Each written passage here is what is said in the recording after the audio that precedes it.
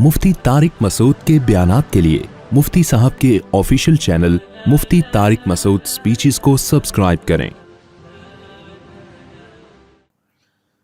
الحمد لله نحمده ونستعينه ونستغفره ونؤمن به ونتوكل عليه ونعوذ بالله من شرور أنفسنا ومن سيئات أعمالنا من يهده الله فلا مضل له ومن يضلل فلا هادي له ونشهد أن لا إله إلا الله وحده لا شريك له ونشهد أن محمدا عبده ورسوله صلى الله تعالى عليه وعلى آله وأصحابه وبارك وسلم تسليما كثيرا كثيرا أما بعد فأعوذ بالله من الشيطان الرجيم بسم الله الرحمن الرحيم إن الذين يحبون أن تشيع الفاحشة في الذين آمنوا لهم عذاب أليم في الدنيا والآخرة وقال الله تعالى في مقام آخر قل إن الله لا يأمر بالفحشاء أتقولون على الله ما لا تعلمون وقال النبي صلى الله عليه وسلم الكيس من دان نفسه وعمل لما بعد الموت۔ اس کی آواز تھوڑی سی بڑھا دیں۔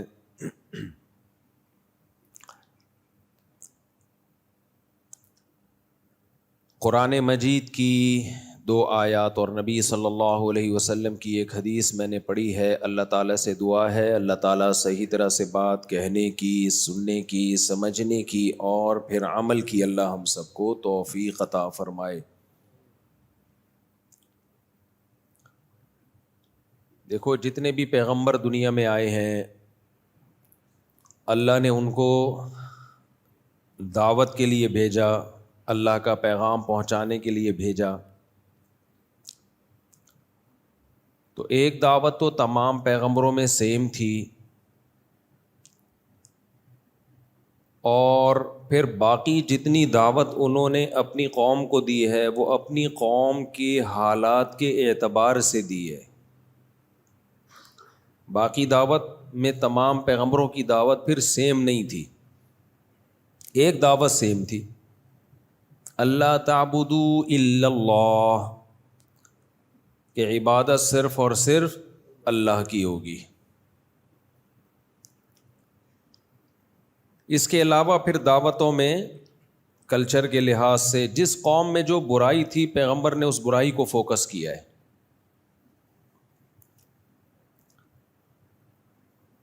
اللہ تعبدوا الا اللہ، کہ عبادت صرف اور صرف اللہ کی ہوگی، یہ دعوت تو تمام پیغمبروں میں مشترک، یہ کامن مسئلہ ہے۔ شرک یہ تمام قوموں میں مشترک رہا ہے، ہمیشہ ہر قوم نے شرک کیا ہے اکثریت کے اعتبار سے۔ پہلے وہ پیغمبر جنہوں نے توحید کی دعوت دی وہ نوح علیہ الصلاۃ والسلام تھے، اس سے پہلے شرک نہیں تھا، ان سے پہلے تو ان کی قوم سے پہلے شرک نہیں، تو شرک تو اس امت میں بھی پھیل چکا ہے، اور شرک اللہ کی نظر میں کسی صورت میں بھی قابل معافی نہیں ہے۔ اچھا، شرک سے مجھے یاد آیا کہ ہمارے خلاف کچھ لوگ کہتے ہیں کہ یہ بھی تو قبر پہ گئے، یہ بھی تو کسی کے مزار پہ گئے، دوسروں کو کہتے ہیں کہ مزاروں پہ جانا حرام، اور خود امام بخاری کی قبر پہ گئے ہوئے ہیں، خود امام ترمذی کی قبر پہ گئے ہوئے ہیں، خود نبی کی قبر کی زیارت کے لیے جاتے ہیں۔ اور ایک اور اعتراض اس سے بھی زیادہ کیا جاتا ہے کہ لو بھائی مزاروں پہ جانا جائز نہیں ہے اور مندروں میں جانا جائز ہو گیا۔ تو مندروں میں جانا یا قبر پہ جانا، مندر میں عبادت کے لیے جانا ناجائز ہے بھائی، کچھ دیکھنے کے لیے جا رہا ہے کہ کیا ہو رہا ہے وہاں پہ، اور مقصد اس سے کوئی عبادت نہیں ہے، ان کو اپریشیٹ کرنا مقصد نہیں ہے، کوئی خاص حکمت پیش نظر ہے، تو پھر پوری زمین اللہ نے اہل اسلام کے لیے پیدا کی ہے بھائی، کہیں بھی جانے پر پابندی نہیں ہے۔ کوئی آدمی سینما گھر جاتا ہے یہ دیکھنے کے لیے کہ میرا بچہ فلم تو نہیں دیکھ رہا وہاں بیٹھ کے، آپ نے اس کو پکڑ لیا، لو بھائی دوسروں کو کہتے ہو سینما گھر جانا حرام ہے اور خود کہاں گئے ہوئے تھے؟ سینما گھر. تو وہ کہے گا کہ بھائی میں فلم دیکھنے کے لیے گیا تھا تو حرام ہے، میں تو دیکھنے گیا تھا، میرا بچہ تو نہیں بیٹھا ہوا کہیں اندر فلم دیکھنے کے لیے. پھر آپ جواب میں کہیں لو بھائی بیان میں تو آپ نے نہیں کہا تھا کہ فلم دیکھنے کے لیے جانا حرام ہے، بیان میں تو آپ نے یہی کہا تھا کہ سینما گھر جانا حرام ہے. تو ارے بھائی بیان عقل مندوں کے سامنے ہو رہا تھا، ان کو پتا تھا کہ جب کہا جاتا ہے کہ سینما گھر جانا حرام ہے تو مطلب یہی ہوتا ہے کہ فلم دیکھنے کے لیے جانا حرام ہے. کوئی سموسے بیچنے کے لیے جا رہا ہو تو بھی منع تو کیا جائے گا کہیں اور جا کے بیچ لے، لیکن سموسے تو کہیں بھی بیچ سکتا ہے نا وہ. نبی صلی اللہ علیہ وسلم نے فرمایا کہ قرب قیامت میں ایک لشکر حملہ کرے گا بیت اللہ پر،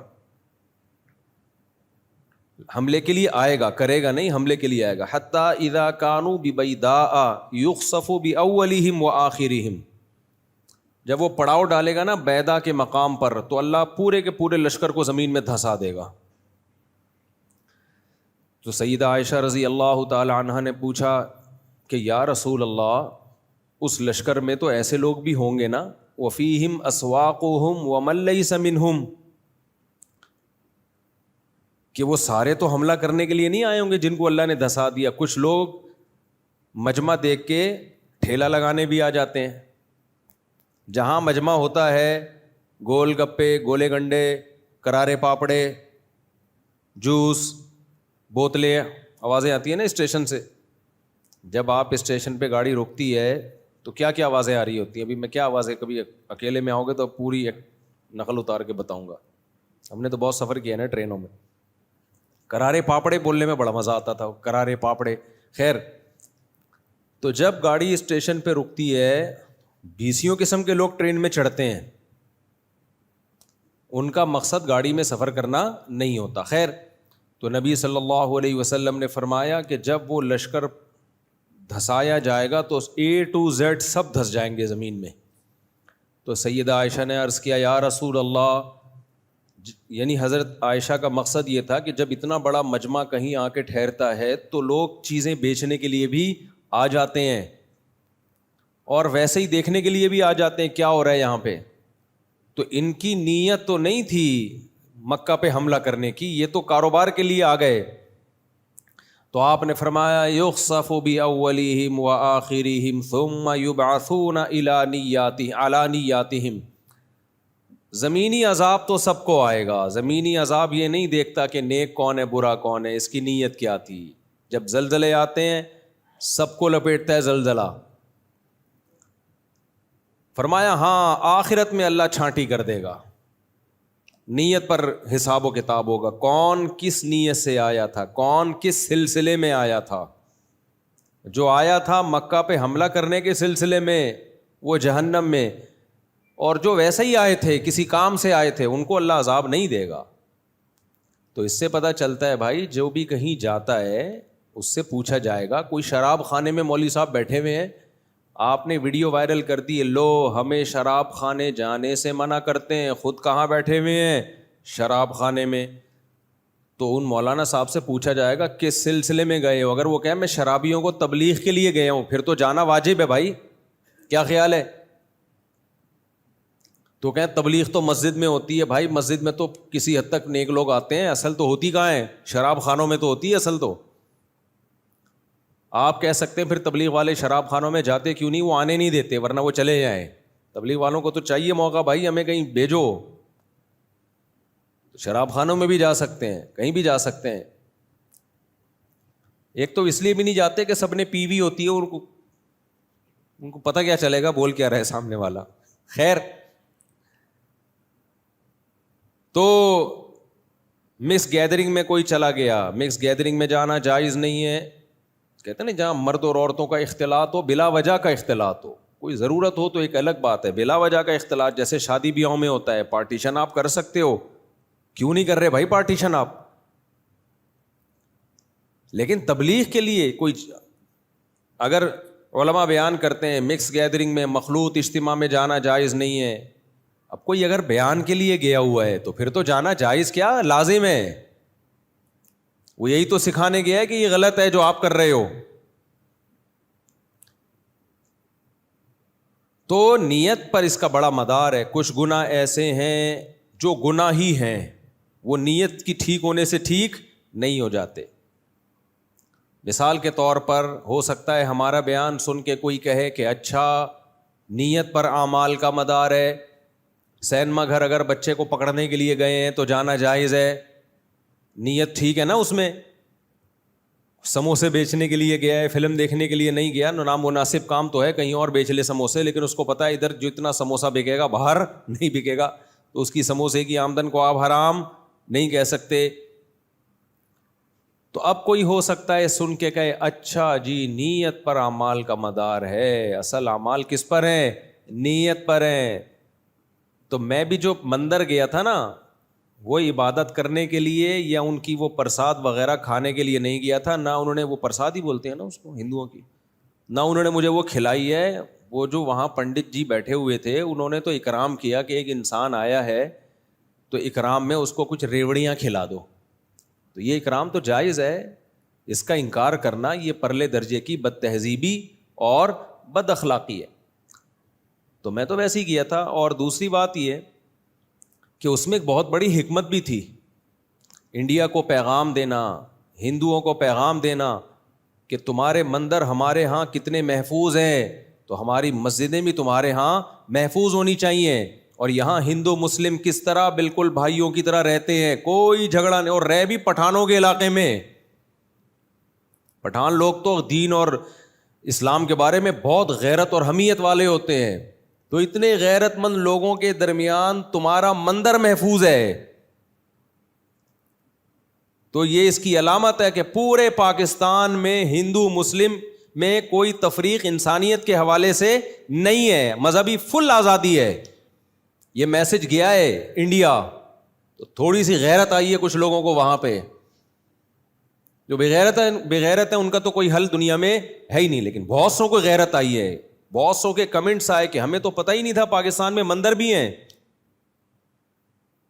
ہمیں تو پتہ ہی نہیں تھا, اتنی آزادی ہے. تو کس نیت سے آپ جا رہے ہو؟ اسی طرح مزار کس نیت سے جا رہے ہو آپ؟ کسی کی قبر کی زیارت بذات خود کوئی برا کام نہیں ہے. نبی صلی اللہ علیہ وسلم نے قبرستان کی زیارت کا حکم دیا تاکہ آخرت کی یاد تازہ ہوتی ہے. آپ صلی اللہ علیہ وسلم نے اللہ سے اجازت مانگی کہ اپنی والدہ کی قبر کی زیارت کریں, اللہ نے آپ کو قبر کی زیارت کی اجازت دی. تو انسان کا ماں سے رشتہ ہوتا ہے, باپ سے رشتہ ہوتا ہے, بزرگوں سے بھی رشتہ ہوتا ہے, امام بخاری سے بھی رشتہ ہے ہمارا بھائی.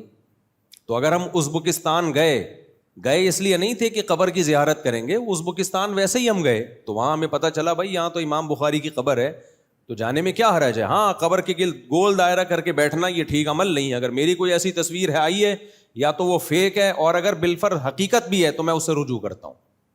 میرے اس عمل سے استدلال درست نہیں ہے. تو اگر میں نے ایسا کیا ہے تو غلط کیا ہے. میں اپنے عمل کو نہیں ڈیفینڈ کروں گا بھائی, میں کس کو, جو شریعت ہے وہ شریعت ہے, وہ میرے کرنے سے شریعت نہیں بدل جائے گی. تو قبروں پہ اس طرح مجاور بن کے بیٹھنا اور اس طرح کی ایکٹیویٹی کرنا جس سے شرک اور بدعت پھیلتا ہو, یہ جائز نہیں ہے. قبر کی زیارت کا یہی ہے, گئے میت کے لیے دعا کی اور پتلی گلی سے نکل گئے, بس. اس سے زیادہ ہمیں کچھ نہیں سکھایا گیا قبر پہ.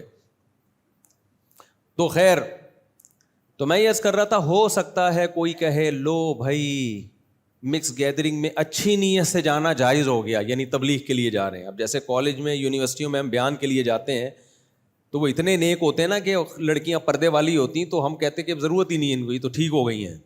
صحیح ہے نا, تو وہیں تو جا کے بیان کرنا پڑتا ہے.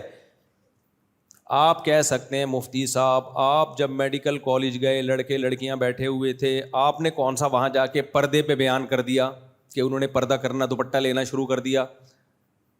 دیکھو ہم پہ تبلیغ فرض ہے, خوب اچھی طرح یہ بات سمجھو. ہم پہ تبلیغ کا مطلب لوگوں کو اللہ کے قریب لانا. اس لانے کا طریقہ کیا ہوگا, اس میں ہر آدمی کی رائے دوسرے سے مختلف ہو سکتی ہے.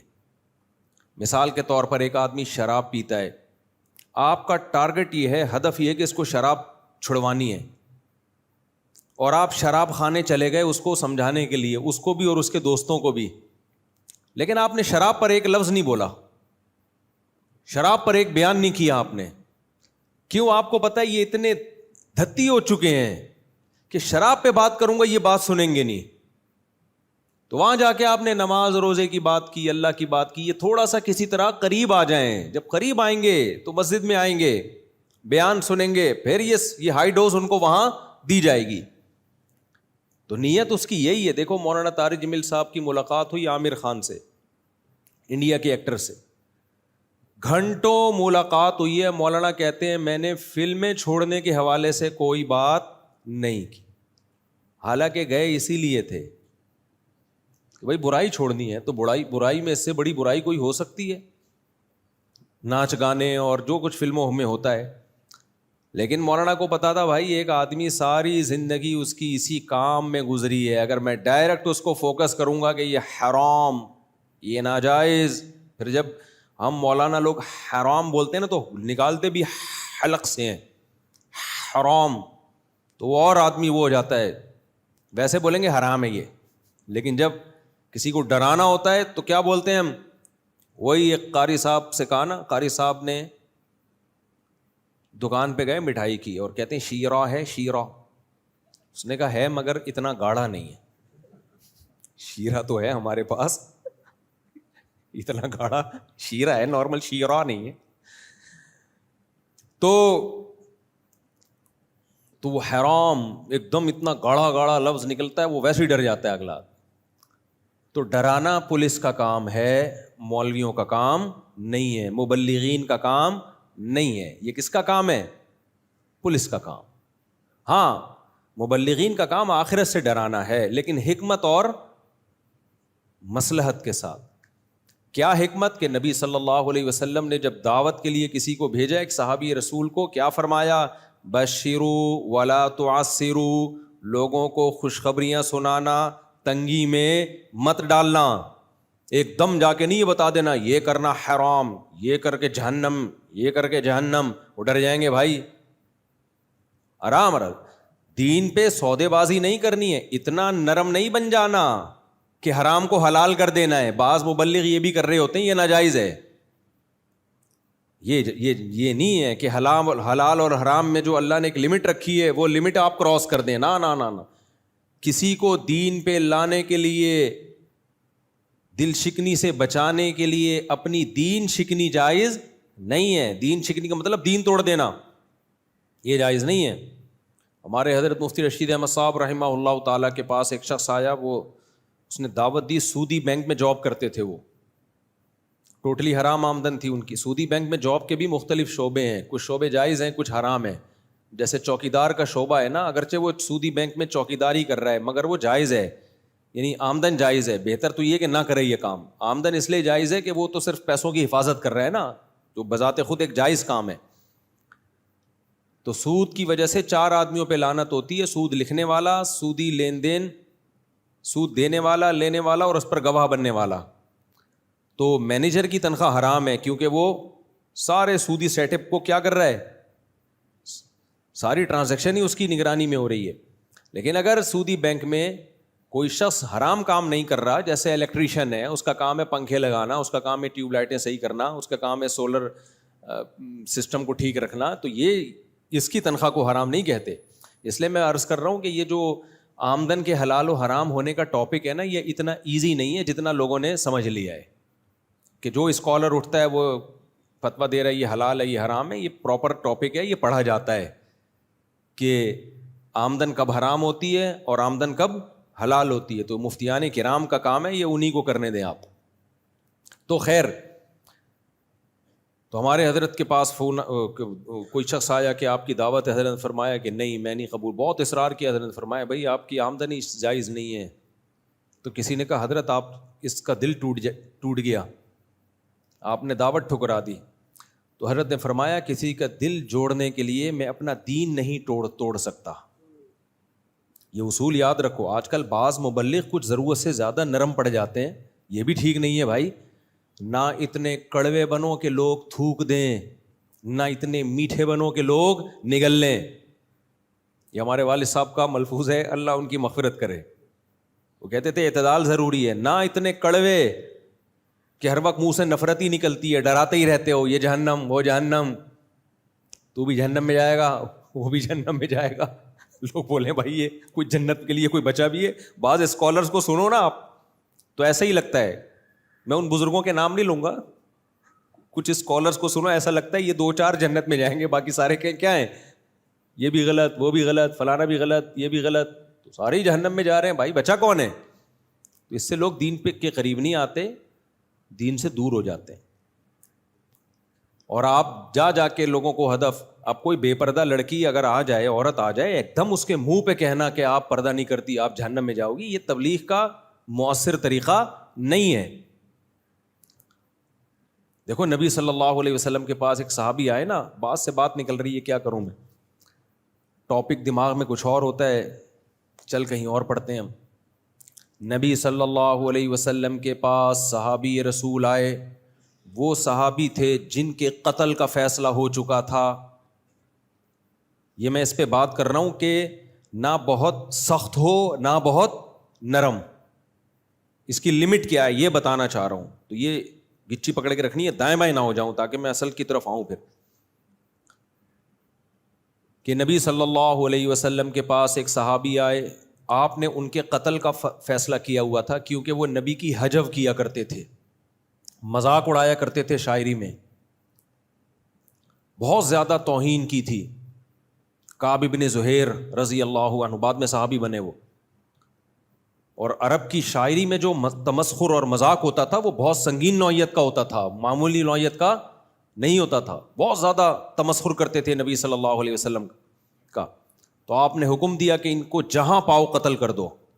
جب مکہ فتح ہوا نا تو سب کے قتل کے آرڈر تھے، سب کی معافی کے آرڈر تھے. چند لوگوں کو آپ نے کہا تھا ان کو معاف نہیں کرنا، ان میں کعب بن زہیر بھی تھے. یہ بہت زیادہ شاعری میں آپ کی توہین کرتے تھے، اور توہین سے بڑھ کر ہوتی ہے تمسخر یعنی استہزاء. تو اب جب یہ فرار ہوئے، مکہ فتح ہو گیا، ان کو لگا کہ بھائی اب میرے بھی قتل کے آرڈر ہیں، یہ فرار ہو گئے. فرار ہونے کے بعد کسی نے ان کو مشورہ دیا کہ یار چلے جاؤ معافی مانگ لو، ہو سکتا ہے معاف کر دیا جائے. تو یہ آئے حضرت ابو بکر کے پاس سفارشی بن کے. ہمارے حضرت فرمایا کرتے تھے شکر ہے حضرت عمر کے پاس نہیں آئے. ٹھیک ہے، یہ کس کے پاس گئے؟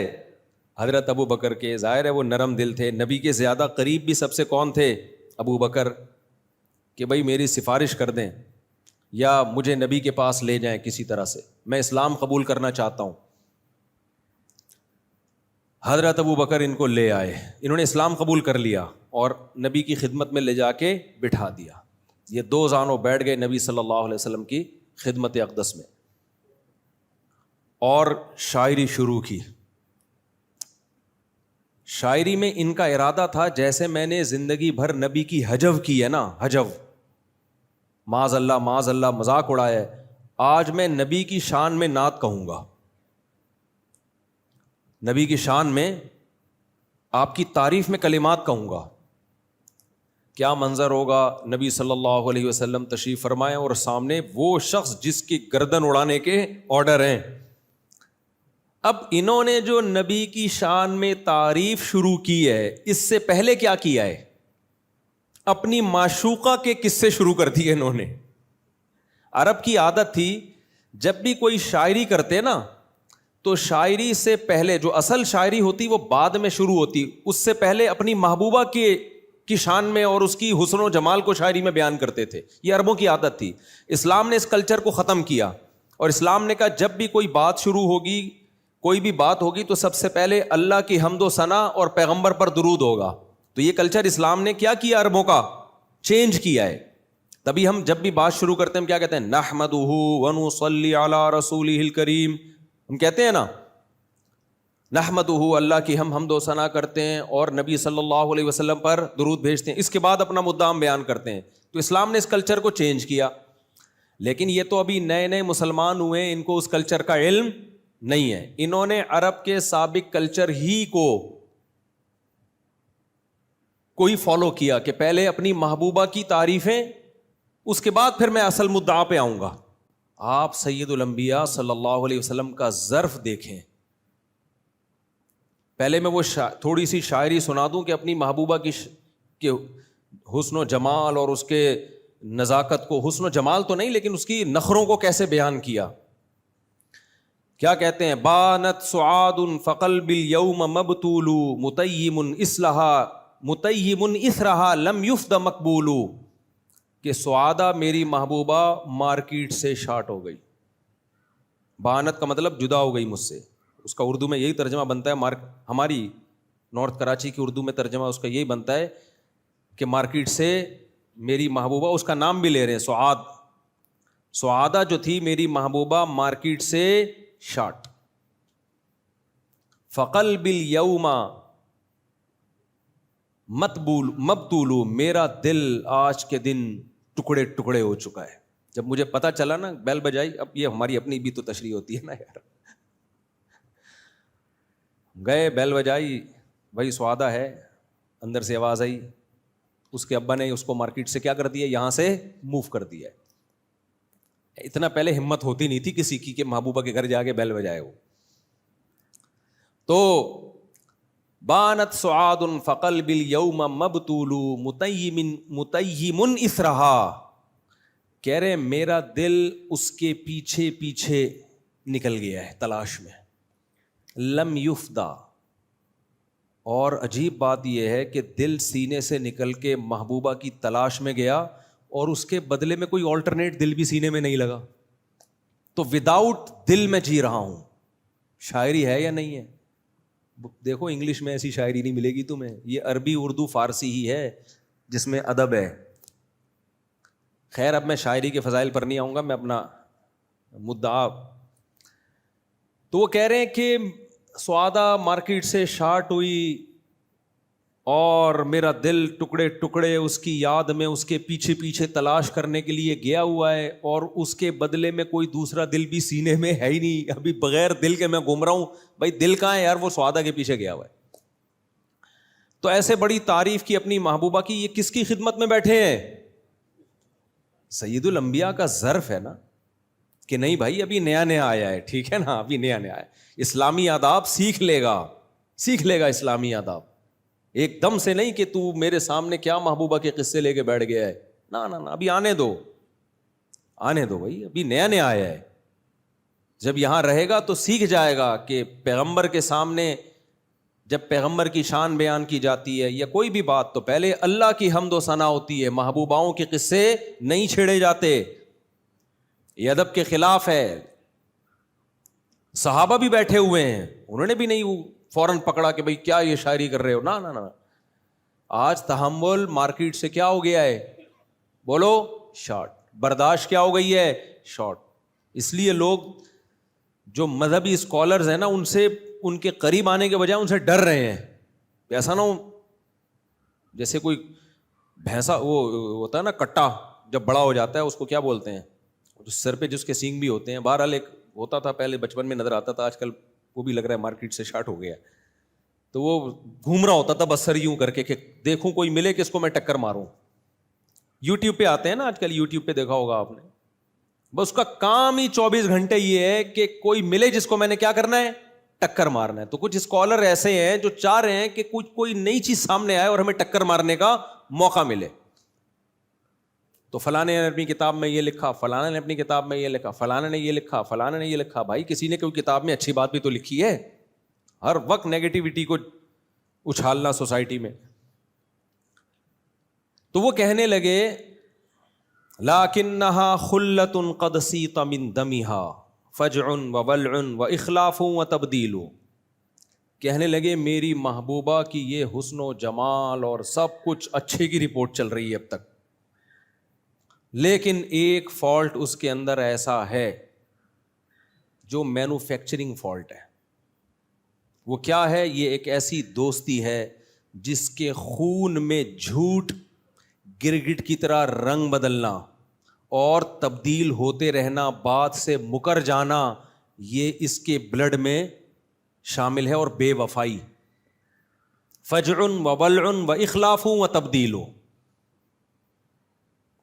عربوں کی عادت ہوتی تھی اپنے محبوبہ کے جھوٹ، بے وفائی، دھوکے بازی کو اس کی تعریف کے طور پہ بیان کرتے تھے. نہیں آئی سمجھ میں بات؟ اچھا بھائی، تو لکنھا خلۃ قد سیط من دمھا فجع وولع واخلاف وتبدیل. عربوں کی عادت تھی جب محبوبہ کی بے وفائی جب بیان کرتے نا، یہ برائیاں کہ جھوٹ بولتی ہے، بے وفا ہے اور بات سے تبدیل ہو جاتی ہے، وعدہ کر کے مکر جاتی ہے، تو ان کا مقصد یہ الفاظ برائی کے ہوتے تھے مگر مقصد اس سے تعریف ہوتی تھی.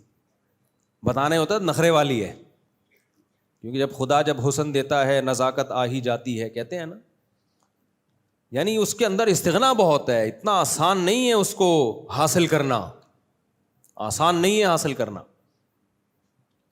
یہ شاعری کس کی سامنے ہو رہی ہے؟ نبی صلی اللہ علیہ وسلم سے. اور سید الانبیاء کا ظرف ایک حرف بھی آپ کو نہیں کہا کہ بس رک جاؤ، میرے سامنے یہ شاعری مت کرو. وہ کہتے یا رسول اللہ یہ عربوں کا کلچر ہے. بھائی کلچر ہوگا تمہارا، ہمارا کلچر نہیں ہے. نا نا نا نا نا بھائی، آنے دو، ابھی دین کی طرف آنے دو. مبلغین میں، دعوت کا کام کرنے والوں میں یہ ظرف مارکیٹ میں کیا چل رہا ہے؟ شارٹ. جیسے ان کی محبوبہ سعادہ مارکیٹ سے شارٹ ہوئی، اسی طرح دعوت کا کام کرنے والوں میں یہ ظرف مارکیٹ سے شارٹ ہو گیا. ایک دم سر پہ چڑھ جائے آدمی اس کے، تو یہ نہیں ہوتا بھائی. خاموشی اختیار کی کسی حکمت سے خاموشی جائز ہے. اس کے بعد آئے ہیں اپنے اصل پوائنٹ پہ، مدعا پہ. کعب بن زہیر پہلا شعر ایسا کہا انہوں نے نبی کی شان میں کہ آپ صلی اللہ علیہ وسلم نے اپنے جسد اطہر پہ جو چادر تھی وہ اتار کے فوراً ان کو ہدیہ کر دی. کتنا بڑا تحفہ دیا دیکھو. وہ شعر کیا پڑا نبی کی شان میں؟ ان الرسول لسیف یستضاء بہ مہند من سیوف اللہ مسلول. اپنی حالت بیان کر دی کہ میں تو اسلام سے نفرت کرتا تھا، میرا اسلام میں آنے کا کوئی پروگرام نہیں تھا، لیکن اللہ نے محمد صلی اللہ علیہ وسلم کو ایسی تلوار بنایا ہے کہ کیسے مکہ سے نکلنے کے بعد طاقت پکڑی اور اس تلوار کی زور سے مکہ کو فتح کیا. تو آج یہ وہ تلوار ہے کہ جس سے اللہ نے آپ کو غلبہ عطا کر دیا اور یقین ہو گیا کہ اللہ آپ کے ساتھ ہے. یہ وہ تلوار ہے جس سے مجھے، دیکھو مقصد یہ نہیں تھا کہ تلوار کی زور سے میں مسلمان ہوا ہوں، مطلب اتنی اللہ نے آپ کو فتوحات دی ہیں اور آپ کی تلوار میں اتنی طاقت ہے کہ غلبہ اور فتح کس کے مقدر میں ہے؟ آپ کے. کہ میرے جیسا آدمی بھی آج کس میں داخل ہو رہا ہے؟ اسلام میں داخل ہو رہا ہے. کہ نہیں بھائی اسلام کے علاوہ ہمارے پاس کوئی آپشن نہیں ہے. تو یہ تعریف میں کہے، اگر ان کا مقصد ہو تلوار کی زور سے آپ مسلمان کر رہے ہیں مجھے، تو پھر یہ تعریف نہ ہوتی بلکہ یہ تو مذمت ہوتی.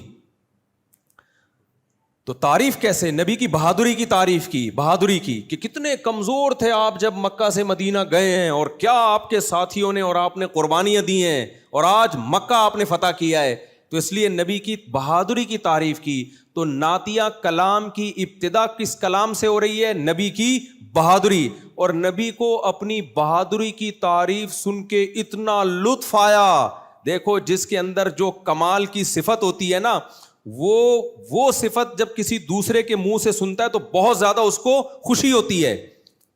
اس کی میں ایک مثال دیتا ہوں. آپ کو اگر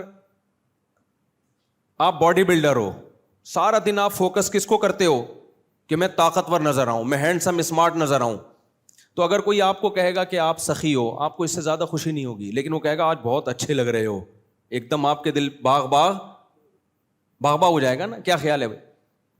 خواتین کی عادت ہوتی ہے بیوٹی میں اچھی نظر آؤں، خوبصورت نظر آؤں. بیوٹی پارلر میں خواتین ہی سے آباد ہیں، بیوٹی پارلر ان کی فطرت کا حصہ ہے یہ.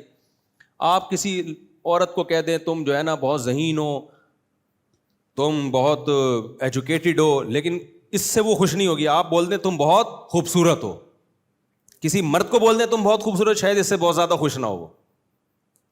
عورت کو کہہ دیں، اسی طرح کسی عورت کو کہہ دیں تم بدصورت ہو،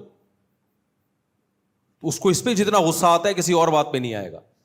تو انسان کو اپنی جس صفت پہ ناز ہوتا ہے نا, جس صفت پہ بہت زیادہ, جو خوبی کی بہت زیادہ چاہت ہوتی ہے, وہ کسی اور کے منہ سے سن کے تھوڑا خوش نہیں ہوتا, بہت زیادہ خوش ہوتا ہے.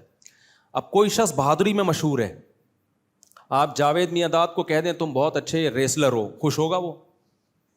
یا اپنے دور میں تم بہت اچھے ریسلر رہے ہو. آپ اس کو یہ کہیں گے نا تم اپنے دور کے بہت اچھے کرکٹر رہے ہو, تو کہے گا الانا, ہاں بھائی اب تم نے کوئی تعریف کی ہے.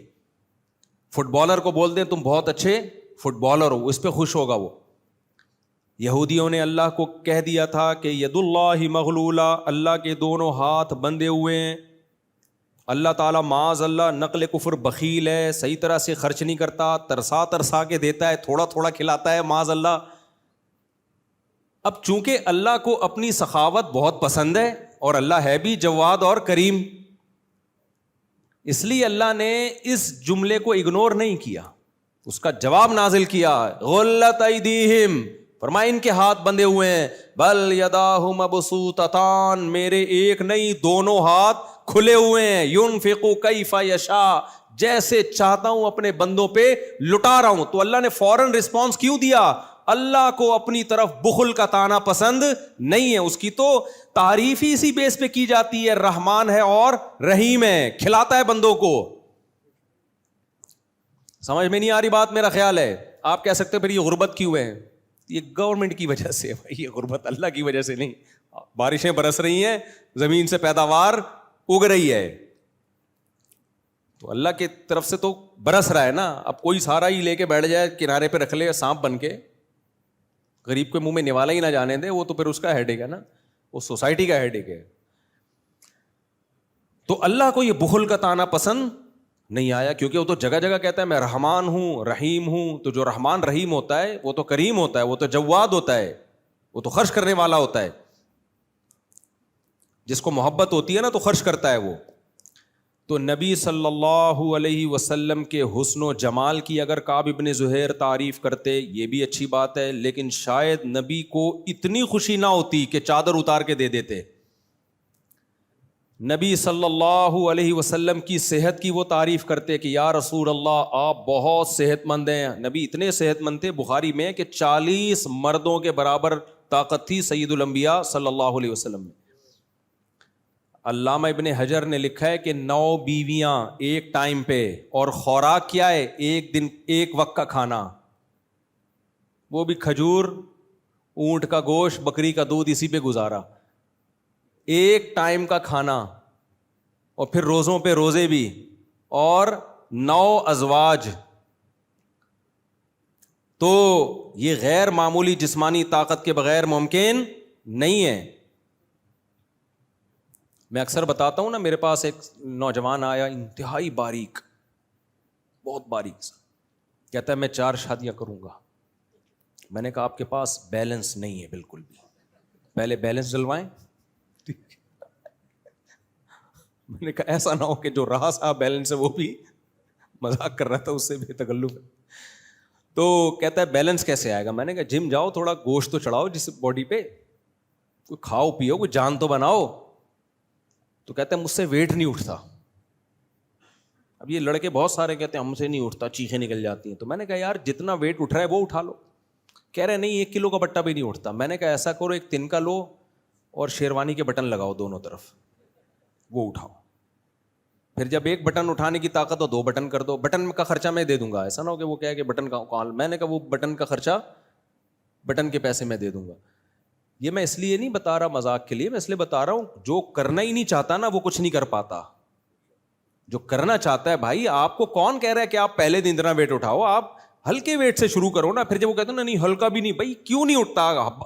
ہاتھ تو اٹھا رہے ہو نا, یا اتنے اپاہج ہو گئے کیا 54-58 بھی نہیں اٹھتی؟ خیر, جو کہتا ہے مجھ سے جاگنگ نہیں ہوتی, بھائی واکنگ کر لو, تیز چلنا سیکھو. تیز چلا نہیں جا رہا, جتنا چلا جا رہا ہے اتنا تو چل. تھوڑا تھوڑا چلو گے, تھوڑا تھوڑا دوڑو گے, آہستہ آہستہ, تو ایسا نہیں ایک دم سے کچھ نہیں ہو جاتا. خیر, تو سید الانبیاء صلی اللہ علیہ وسلم کی تعریف میں صحابی رسول نے پہلا شعر کیا کہا ہے؟ میں عرض کر رہا تھا اگر وہ کہتے نبی صلی اللہ علیہ وسلم بہت صحت مند ہیں، آپ کو خوشی ہوتی، لیکن شاید اتنی خوشی نہ ہوتی. وہ کہتے یا رسول اللہ آپ کا جمال بہت زیادہ ہے، آپ بہت جمیل ہیں، خوشی ہوتی، اتنی زیادہ نہیں کہ چادر اتار کے دے دیتے. شعر کیا کہا ہے انہوں نے، ان الرسول لسیف یستضاء بہ، محمد صلی اللہ علیہ وسلم ایک تلوار ہے جس کی روشنی سے دنیا میں ہدایت پھیل رہی ہے. مہند من سیوف اللہ مسلول، اللہ کی تلواروں میں سے ایک تلوار ہے. ہندوستان کی تلواریں بڑی مشہور تھیں اس دور میں، ہندی تلواریں اور نیام سے نکلی ہوئی تلواریں. تو یہ بہادری ہے، بہادری کہ یہ وہ تلوار ہے جو جب چلتی ہے تو پھر رکتی نہیں ہے. کیسے اتنے بڑے مکہ کو آپ نے زیر کر لیا، جنہوں نے آپ کو نکالا تھا قسم پرسی کی حالت میں، اور آپ بدر میں لڑے، احد میں لڑے، احزاب میں لڑے، بنو قریظہ سے لڑے، کتنی لڑائیاں کی آپ نے. آج ان لڑائیوں کا اثر ہے، پلڑا کس کا بھاری رہا ہے؟ آپ صلی اللہ علیہ وسلم. جب غزوہ احد میں وقتی طور پہ شکست ہوئی ہے اور بعض مخلص صحابہ کے بھی قدم اکھڑے، لیکن نبی صلی اللہ علیہ وسلم میدان میں آگے کھڑے رہے، اور حضرت طلحہ آپ کے سامنے پتھر گر رہے ہیں نا، پتھراؤ ہو رہا، اس میں آپ کے دانت بھی شہید ہو گئے، اور جو جنگی ٹوپی آپ نے پہنی ہوئی تھی اس کی لڑیاں آپ کے چہرے مبارک میں گھس گئیں، لیکن آپ نے میدان نہیں چھوڑا. حضرت طلحہ کہتے ہیں کہ میں نے عرض کیا یا رسول اللہ نہری، کوئی تیر آئے گا تو میری گردن پہ لگے گا، آپ کی نہیں. تو یہ بہادری کا کام ہوتا ہے. صحابہ کہتے ہیں جب گھمسان کی جنگ ہوتی تھی تو بعض دفعہ ہم نبی صلی اللہ علیہ وسلم کے پیچھے بطور ڈھال کے چھپتے تھے. آج لیڈر سب سے پہلے بھاگتا ہے، صحیح، لیڈر سب سے پہلے مارکیٹ سے. سب سے کم قربانی کس کی ہوتی ہے؟ لیڈر کی. مدرسے کے محتمم حضرات میں اچھے بھی ہوتے ہیں، 2 نمبر بھی ہوتے ہیں، ہر طرح کے ہوتے ہیں. جو اچھے محتمم ہوتے ہیں وہ سب سے زیادہ چندہ اپنی جیب سے دیتے ہیں مدرسے کو، پھر دوسروں کو ترغیب دیتے ہیں. جو 2 نمبر ہوتے ہیں اپنا 5 روپے بھی کبھی ان کا مدرسے پہ نہیں لگا ہوتا، دوسروں کو ترغیب دے رہے ہوتے ہیں جنت کے فضائل کی، کہ جو مدرسے کے ڈبے میں پیسے ڈالے گا سیدھا ڈائریکٹ کہاں جائے گا؟ جنت میں. تو بھائی تجھے شوق نہیں ہے جنت میں جانے کا؟ تو بھی تو کبھی ڈال دے. ہم جن بزرگوں سے بیعت ہے نا، میں ایسے ہی بیعت نہیں ہوں، ایسے نہیں کہ ہم نے کوئی خواب دیکھے ہوں، ہم خوابوں پہ اتنا بلیو نہیں رکھتے. ہم جن بزرگوں سے بیعت ہیں، جن سے ہمارا اصلاحی تعلق ہے، ہم نے ان کی قربانیاں جانی بھی اور مالی بھی اپنی آنکھوں سے دیکھی ہیں. میرے جو مشائخ ہیں، میرے جو شیخ ہیں، جتنا دوسروں کو صدقے کی ترغیب دیتے ہیں، ہم نے دیکھا کہ یہ اس سے 10 گنا خود صدقہ کرتے ہیں. تبلیغ والے کیوں کامیاب ہوئے؟ انہوں نے اپنے اکابر مشائخ کو دیکھا، یار یہ ہمیں نکلنے کی ترغیب دیتے ہیں پیدل جماعتوں میں، ہمیں اگر 40 دن کی ترغیب دے رہے ہیں تو خود سال کی پیدل جماعتوں میں. حاجی عبد الوہاب صاحب رحمۃ اللہ علیہ اندرون سندھ کئی بار پیدل جماعتوں میں گئے ہیں، کچے علاقوں میں، گاؤں دیہاتوں میں، جہاں لوٹے ٹوٹے ہوئے، بیت الخلاء کا صاف ستھرا نظام نہ ہو، جہاں پہ ان ریگستانوں میں، کچے علاقوں میں، تھر میں، پہاڑوں پہ خود زندگیاں وقف کی ہیں. پھر انسان کسی کو تبلیغ کرتا ہے نا کہ اب نکلو، تو وہ کہتا ہے بھائی یہ بھی نکلے ہم بھی نکلیں گے. اور ایک ہوتا ہے آپ ایئر کنڈیشن روم میں گدے پہ بیٹھے ہوئے ہیں، جنت کے فضائل بھی سنا رہے ہیں، جنت کے ٹکٹ بھی ڈیوائڈ کر رہے ہیں. لوگ کہتے ہیں حضرت آپ کو جنت میں جانے کا شوق نہیں ہے. شٹ اپ، صحیح ہے نا، بزرگوں سے اس لہجے میں بات نہیں کرتے.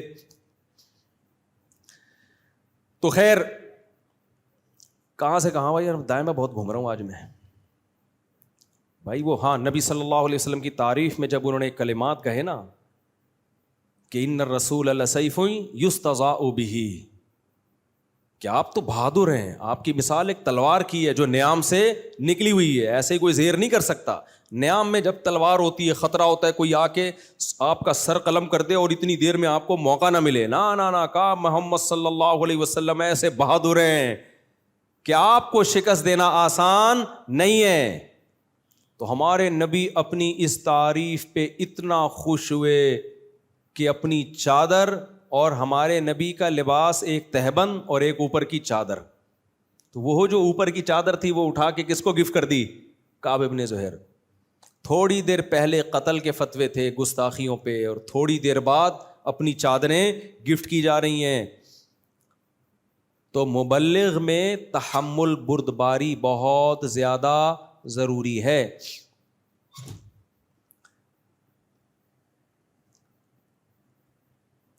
تو میں یہ عرض کر رہا تھا کہ بردباری بھی ضروری ہے, لیکن اتنا تحمل نہیں کہ آپ دین پہ ہی کمپرومائز کر لیں. تو میں مفتی رشید احمد صاحب رحمہ اللہ کا واقعہ سنا رہا تھا نا, کہ کسی نے کہا آپ ہماری دعوت قبول. حضرت فرمایا میں کسی کے دل کو جوڑنے کے لیے اپنا دین نہیں توڑ سکتا. لمٹ کراس نہیں کرنی ہے حلال و حرام کی. مثال کے طور پر کوئی شرابی کہتا ہے میں آپ کی بات جب دین کے سنوں گا 2 گھونٹ آپ بھی پیو, 2 ڈھکن. آپ کو پتہ ہے 1-2 ڈھکن سے آپ کو شاید کچھ نہ ہو, مجھے تو ہو جائے. مجھے کسی حکیم صاحب نے نا تھوڑا سا تمباکو لگا دیا تھا میرے دانت پہ, تو میں تو اس سے بے ہوش ہونے لگا تھا. تو کہہ رہے کیا ہو گیا بھائی؟ میں نے کہا کیا کھلا دیا؟ وہ منجن کے طور پہ لگا دیا. تو ان کا خیال تھا کہ شاید پان گٹکا کھاتے ہوں کبھی. آپ کو بھی کچھ نہیں ہوگا انشاءاللہ, میں مذاق کر رہا ہوں. جس کو عادت نہ ہو شراب پینے کی اس کے لیے 1 ڈھکن بھی بہت ہے. تو کسی شرابی نے کہا یار 1 ڈھکن نہیں, 1 قطرہ پی لو میری خاطر, میرا دل جوڑنے کے لیے, میں نے بڑی محنت سے بنائی ہے. کسی غیر مسلم نے کہا میں نے بڑی محنت سے بنائی ہے, بہت محنت کی ہے, سنگور کو سڑایا, اس میں کیڑے پڑے, گندی ہوتی ہے نا شراب, تو میں نے بہت اس میں گند گوبر بھی ڈالا آپ کی خاطر. اس میں شراب کی تو یہی فضیلت ہے, جتنا گند ڈالو گے اتنی اچھی شراب بنے گی. یہی اس کے ناپاک اور گندے ہونے کی دلیل ہے کہ 1-2 ڈھکن سے دیکھنا آپ کو کیسا سکون ملے گا. تو میں نے اس میں بہت گوبر ملایا ہے, کیڑے اس میں تھے, بہت زبردست طریقے سے اس میں بدبو آ رہی تھی, پھر میں نے اس کو بھرا ہے.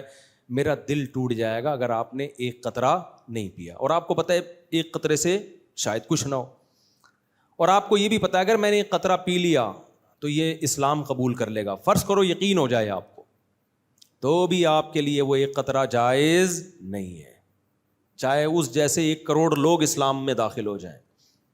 سمجھتے ہو گے نہیں سمجھتے؟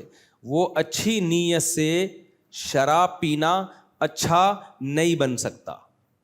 اب آپ کہیں گے لو بھائی ابھی مفتی صاحب کہہ رہے تھے بری نیت سے مزار پہ جانا حرام, کوئی واقعی مقصد ہو, یا مندر کی میں زیادہ واضح مثال دیتا ہوں, بھائی مندر جانا حرام لیکن اگر کوئی اچھی نیت ہو تو جانا جائز.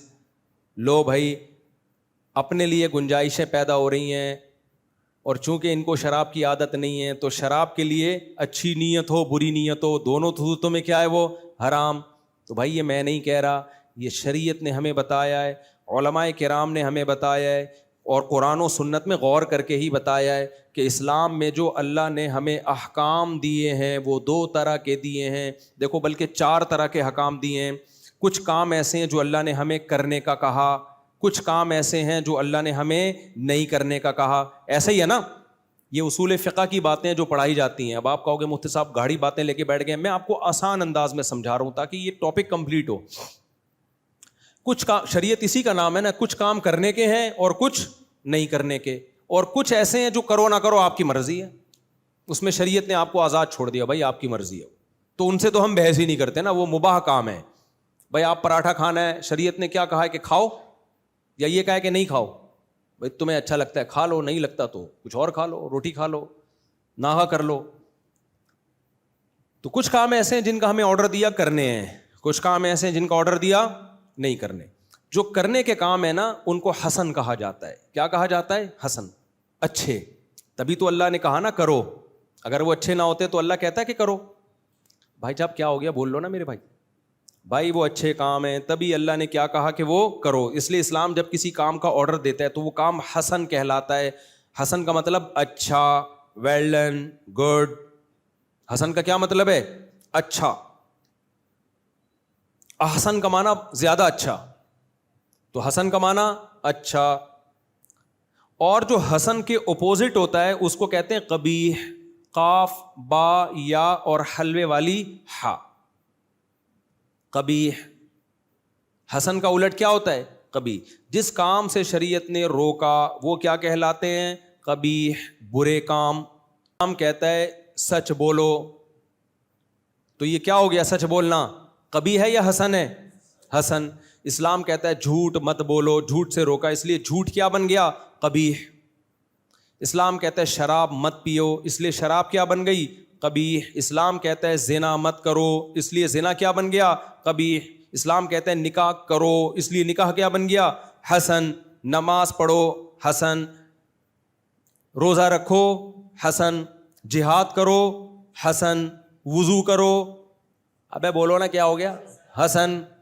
یہ سارے حسن. داڑھی رکھو، حسن، وغیرہ وغیرہ. کوئی حسن صاحب بیٹھے ہوں تو معذرت. تو یہ تو تعریف ہو رہی ہے نا حسن کی، تبھی تو وہ پیدا ہوئے ہیں. اچھا کام ہوا. فیملی پلاننگ والوں نے کہا کہ جب حسن صاحب پیدا ہوئے ایک اور بچے کا اضافہ ہو گیا، آبادی بڑھ گئی، غربت بڑھ گئی، تو پھر اس کا نام قبیح رکھنا چاہیے تھا نا. حسن کے بجائے کیا رکھنا چاہیے تھا؟ قبیح. اس لیے ہم کہتے ہیں آبادی بڑھنے سے مسائل کم ہوتے ہیں، ختم نہیں ہوتے، کیونکہ مسائل ختم کرنے کے لیے افراد چاہیے. انسان ہی مسائل ختم کرتا ہے. تو جتنے افراد ہوں گے، ٹھیک ہے، پیٹ لے کے آئیں گے وہ دنیا میں، مسائل بڑھیں گے بھی، لیکن ختم بھی کون کرے گا؟ وہ، کیونکہ وہ پیٹ کے ساتھ 2 ٹانگیں اور 2 ہاتھ بھی لے کے آ رہے ہیں. لنگڑے لولے تھوڑی پیدا ہو رہے ہیں سارے. فیملی پلاننگ والے ایک رخ دکھاتے ہیں، پیٹ بھی آ رہا ہے بھائی، اکیلے پیدا تھوڑی ہو رہے ہیں، ان کو خوراک بھی چاہیے. تو بھائی صاحب، اللہ نے 2 ہاتھ اور 2 پاؤں اس لیے تو پیدا کیے ہیں، اور اتنی طاقت 2 ہاتھوں اور 2 پاؤں میں رکھی ہے کہ پیٹ ایک ہوتا ہے، ان 2 ہاتھوں اور 2 پاؤں میں 10 آدمیوں کا پیٹ بھرنے کی صلاحیت ہوتی ہے. اس لیے یہ گنتیاں ہمیں نہیں سکھایا کرو، یہ بچے 2 ہی اچھے، یہ وہ ہوتے وہ بھی 2 بھی اچھے نہیں ہیں جن کے ہو رہے ہیں. وہ تو کہتے ہیں بچے 2 ہی اچھے، بچے زیادہ اچھے ہوتے ہیں، کیونکہ بہن بھائیوں کو ایک دوسرے سے پیار ملتا ہے، تربیت ملتی ہے. خیر، میں جو آج اتنے کانفیڈنس سے بات کرتا ہوں بیٹھ کے، یا اللہ نے مجھے بہت ساری برائیوں سے بچایا ہوا ہے، تو اس لیے کہ میرے بہن بھائی تھے، ایک پورا خاندان تھا، جس کو ہندی میں کہتے ہیں پریوار تھا. خاندان کی وجہ سے انسان بہت ساری چیزوں سے بچا رہتا ہے. ڈر ہوتا ہے یار کہیں. ہم بھی جب بالغ ہوئے، جوان ہوئے، امنگیں تھیں، جذبات تھے، کالج میں جاتے تھے، ہمارے جو کلاس فیلو تھے، جو کلاس اتنے غریب تھے لڑکے جو ہمارے ساتھ جاتے تھے نا، کہ وہ بائک پہ جو مرر نظر آتا تھا نا کسی کی بائک پہ، وہاں جا کے اپنی پف بنا رہے ہوتے تھے بیٹھ کے. تو میں نہیں اتنا غریب تھا، وہ بھی اتنے غریب نہیں تھے، لیکن حرکتیں غریبوں والی نا، کہ ابھی تو اپنا ایک گلاس ہی خرید کے رکھ لے یار، مرر رکھ لے تو اس میں دیکھ لیا کر. نہ نہ نہ، وہاں جا کے وہ تو کتنے ہمارے دور میں لڑکے ایسے تھے جو بائکوں پہ لڑکیوں کا پیچھا کرتے تھے. ہم کیوں نہیں کرتے تھے؟ ایک تو اللہ کا بھی خوف تھا، لیکن دوسرا خاندان کا بھی خوف تھا. بھائی بہن ہوتے ہیں، ماں باپ ہوتے ہیں، عزت خاک میں ملنے کا خطرہ ہوتا ہے. تو خاندان انسان کو بہت ساری اخلاقی برائیوں سے روکتا ہے. خیر، تو کیا بات کر رہا تھا میں؟ حسن اور قبیح کی. تو بچہ پیدا ہوتا ہے، حسن نام رکھتے ہیں اس لیے کہ اس کا پیدا ہونا کیا ہے بھائی؟ ویری گڈ، ویل ڈن، اچھا ہو گیا، تو ہو گیا. اگر اس کے آنے سے دنیا میں غربت اور مہنگائی بڑھ رہی ہے تو اس کا نام قبیح خان ہونا چاہیے تھا، حسن خان نہیں ہونا چاہیے تھا. خیر، تو اب دیکھو شریعت نے جو حکم دیا، جو آرڈر کرنے کا ہے وہ حسن، جس سے روکا وہ کیا؟ قبیح. اب حسن کی 2 قسمیں، اس کو خوب سمجھیں اچھی طریقے سے، کیونکہ یہ خلط ملط ہو جاتی ہیں چیزیں. علماء کہتے ہیں، اور یہ اپنی طرف سے نہیں کہتے، قرآن و سنت سے ہی نکالا ہے، کہ جو اچھا کام ہے نا، جس کے کرنے کا حکم دیا، اس کی 2 قسمیں، ایک حسن لعینہ اور ایک حسن لغیرہ. یہ ٹرم اور اصطلاح بھی یاد رکھ لیں، حسن لعینہ اور حسن لغیرہ. حسن لعینہ کا مطلب جو بذات خود اچھا ہے، اس کو ہر قیمت پہ کرنا ہے. جیسے نماز کا حکم دیا، روزے کا حکم دیا، اور اللہ بھلا کرے زکوٰۃ کا حکم دیا، حج کا حکم دیا. یہ عمل کیا کہلاتے ہیں؟ حسن لعینہ. یہ آپ کی نیت اچھی ہو یا بری ہو، کرنا ہے، چھوڑنا نہیں ہے. نیت کو ٹھیک کرنے کی کوشش کرنی ہے، عمل نہیں چھوڑ سکتے آپ. اب آپ کا حج کا ارادہ ہوا، آپ کے دل میں خیال آ رہا ہے میں جب آؤں گا لوگ مجھے کہیں گے حاجی پاجی آ گیا، اتنا نیک آدمی، لہٰذا میں حج پہ جا ہی نہیں رہا. او بھائی صاحب، حج پہ جاؤ، آپ یہ کرنے کا کام ہے. جو آپ کے دل میں وسوسے خیالات آ رہے ہیں ان کو ٹھیک کرنے کی کوشش کرو. نماز کا ٹائم ہوا، آپ آ رہے ہو مسجد کی طرف، اب آپ کے دل میں نیت ہو گئی یار میں اس لیے جا رہا ہوں تاکہ وہ بندہ ہے وہ مجھ سے قرض لے کے بھاگا ہوا ہے, اتفاق سے سنا ہے آج وہ بھی نماز پڑھنے آ رہا ہے تو پیسے نکل آئیں گے میرے. پھر آپ کے دل میں آیا میری تو نیت ہی ٹھیک نہیں ہے لہٰذا میں نہیں جا رہا. نا نا نا نا بھائی, نیت کوئی بھی ہو نماز بہرحال پڑھنی پڑے گی. نیت کو ٹھیک کرو کہ پیسے بھی نکلواؤں گا لیکن نماز بھی پڑھوں گا, وہ دونوں الگ الگ کام ہے. تو حسن لعینی ہی جو ہے وہ بہر صورت کرنا ہی کرنا ہے, وہ کسی حکمت اور مصلحت سے معاف نہیں ہو جاتا. اس میں اتنی ہی گنجائش ہے جتنی شریعت نے دی ہے, اپنی طرف سے اس میں ایڈیشن جائز نہیں ہے. جیسے رمضان کا روزہ حسن لعینی ہی ہے, رکھنا ہی پڑے گا. 2 لوگوں کو اللہ نے اجازت دے دی, ایک بیمار کو اور ایک مسافر کو, بس تیسرے کو اجازت نہیں ہے. مزدور کو اجازت نہیں ہے کہ وہ مزدوری کی وجہ سے روزہ چھوڑ دے. آپ کا کل پیپر ہے, آپ کو اجازت نہیں ہے کہ پیپر کے چکر میں رمضان کا روزہ چھوڑ دو. نا نا نا نا. ہاں ہیلا کر سکتے ہو کہ مسافر بن جاؤ اس دوران, یہ ہیلا جائز ہے. بعض لوگ کہتے ہیں ہیلے تو بنی اسرائیل کا کام ہے. بھائی ہیلے 2 طرح کے, ایک بنی اسرائیل والے ہیرے اور ایک جائز ہیلے. ایک اسکالر ہیں, نام نہیں لوں گا, آج کل میرے خلاف بھی بہت کچھ بول رہے ہیں, وہ ان کو اپنا بوجھ نکالنے کا موقع مل گیا تو مجھے کہتے ہیں اس کو شادیوں کے علاوہ کچھ بھی نہیں آتا. تو کبھی آپ ملیں انشاءاللہ, ہم آپ سے کچھ سوالات کریں گے تو آپ کو پتہ چلے گا کہ ہمیں شادیوں کے علاوہ اور کیا کیا آتا ہے. تو ٹی وی پہ آتے ہیں وہ, تو بڑا طنزیہ لب و لہجہ اختیار کیا کہ آپ بس صرف شادیوں پہ بیان کیا کریں, باقی چیزیں آپ کے ٹاپک نہیں ہیں. تو میں ان کا نام لیے بغیر ان کی خدمت میں عرض کر رہا ہوں, کبھی آپ آ جائیں یا آن لائن آ جائیں یوٹیوب پہ, تو آپ نے جو ٹیلی ویژن کے پروگراموں میں غلطیاں کی ہیں میں وہ ہائی لائٹ کروں گا اور آپ کو بتاؤں گا کہ آپ حدیثوں کا ترجمہ کیسے غلط کرتے ہو اور کیسے لوگوں کو آپ دین کے نام پہ گمراہ کرتے ہو. تو کبھی آ جاؤ خوشبو لگا کے, تو پھر پتہ چل جائے گا کہ ہمیں شادیوں کے علاوہ بھی کچھ اور آتا ہے. ہم نہیں کہہ رہے ہیں بہت بڑے فنٹر ہیں, لیکن اللہ نے ٹوٹا پھوٹا علم آپ سے بہرحال زیادہ دیا ہے. باقی شادیوں پہ ہم بیان اس لیے نہیں کرتے کہ ہمیں آتی شادیاں ہی ہیں, اس لیے کرتے ہیں کہ سوسائٹی کی بہت بڑی ضرورت ہے. سوسائٹی کی ضرورت رفع الیدین کے جھگڑے نہیں ہیں, ٹانگیں چوڑی کرنا, پتلی کرنا, ہاتھ یہاں باندھنا یہاں باندھنا, یہ سوسائٹی کوئی اتنا بڑا مسئلہ نہیں ہے, اس لیے ہم ان چیزوں کو فوکس نہیں کرتے زیادہ. شادیاں بہت بڑا مسئلہ ہے, بے حیائی پھیل رہی ہے. جو طلاق یافتہ بیوہ عورت ہے 2 سال جب گھر بیٹھے گی تو اس کے اندر ڈیزائرز نہیں ہے کیا وہ انسان نہیں ہے؟ کیا وہ روٹی نہیں کھاتی ہے؟ اس کا نیک اور برے ہونے سے تعلق نہیں ہے ڈیزائر کا, خواہشات کا. ہر عورت میں اللہ نے مرد کی خواہش رکھی ہے, چاہے وہ تہجد گزار ہو حاجن ہو. ہر مرد میں اللہ نے عورت کی خواہش رکھی ہے, اگر وہ جائز طریقے سے پوری نہیں ہوگی تو منہ ماریں گے لوگ ادھر ادھر جا کے, اور ہو رہا ہے یہ. تو جس کو یہ سوسائٹی کا یہ پتا ہو تو وہ بولے گا شادیوں پہ بھائی. تو پھر اس میں آپ یہ کہنا, یہ بالکل ایسے ہی ہے جیسے شعیب علیہ السلام کو کتنا علم تھا نا بھائی. پیغمبر اپنی قوم کا سب سے بڑا عالم ہوتا ہے, لیکن شعیب علیہ السلام کی دعوت 2 ہی چیزوں پہ ہوتی تھی اپنی قوم کو. نمبر 1 شرک چھوڑو, نمبر 2 ناپ تول میں کمی چھوڑو. اب قوم یہ تانا دیتی معاذ اللہ نقل کفر کے, اے شعیب تمہیں تو ناپ تول میں کمی کے علاوہ کوئی بیان ہی نہیں آتا, تمہارا تو علم گھوم پھر کے کس پہ آ جاتا ہے معاذ اللہ, ناپ تول میں کمی نہ کرو, ہر وقت یہی بیان کرتے رہتے ہو. اس کا مطلب تمہیں معاذ اللہ اس کے علاوہ کچھ اور نہیں آتا. تو یہ تانا صحیح ہوتا؟ غلط. شعیب علیہ السلام کہتے ہم پیغمبر ہیں, اللہ نے ہمیں جو علم دیا ہے وہ پیغمبروں کا علم کسی کو نہیں دیا ہوتا, لیکن تمہارے اندر جو خرابی ہے وہ خرابی ہی ناپ تول میں کمی کی ہے اور شرک کی ہے, لہٰذا میں اسی پہ بولتا رہوں گا. تو یہ جو مجھے تانا دیتے ہیں نا اس مفتی کو شادیوں کے علاوہ کچھ نہیں آتا, لہٰذا شادیوں پہ ہی بولا کرو, تم پہ شادیاں ہی اچھی لگتی ہیں. تو بھائی صاحب کبھی آپ آؤ, ہم سے کچھ ٹاپک پہ بات چیت کرو, تو پھر ہم انشاءاللہ بتائیں گے کہ ہم نہیں کہہ رہے ہیں بہت بڑے عالم ہیں, لیکن آپ سے زیادہ, آپ ہم سے بھی زیادہ فارغ نکلو گے. اگر ہم فارغ ہیں تو یہ ثابت کر دیں گے کہ آپ ہم سے زیادہ فارغ ہو. تو ٹی وی میں عوام کے سامنے آ کے لوگوں کے سامنے حدیث پیش کرنا اور اس کے غلط ترجمے کرنا یہ الگ چیز ہے. کسی مولوی کے سامنے, ٹوٹا پھوٹا پڑھے لکھے کے سامنے بیٹھ کے وہ ترجمہ کر کے دکھاؤ تو میں گچی وہیں سے پکڑ لوں گا آپ کو, ٹھیک ہے نا, کہ گڑبڑ کر رہے ہو آپ. خیر کیا بات چل رہی تھی دیکھو, پھر بس جلدی سے سمیٹتا ہوں میں اپنی بات کو جلدی سے. بھائی صاحب وہ بات کیا چل رہی تھی؟ ابے گچی نہیں پکڑی آپ نے ہیں؟ ہاں میں عرض کر رہا تھا کہ شریعت میں کچھ کام ایسے ہیں جو حسن لعینی ہیں.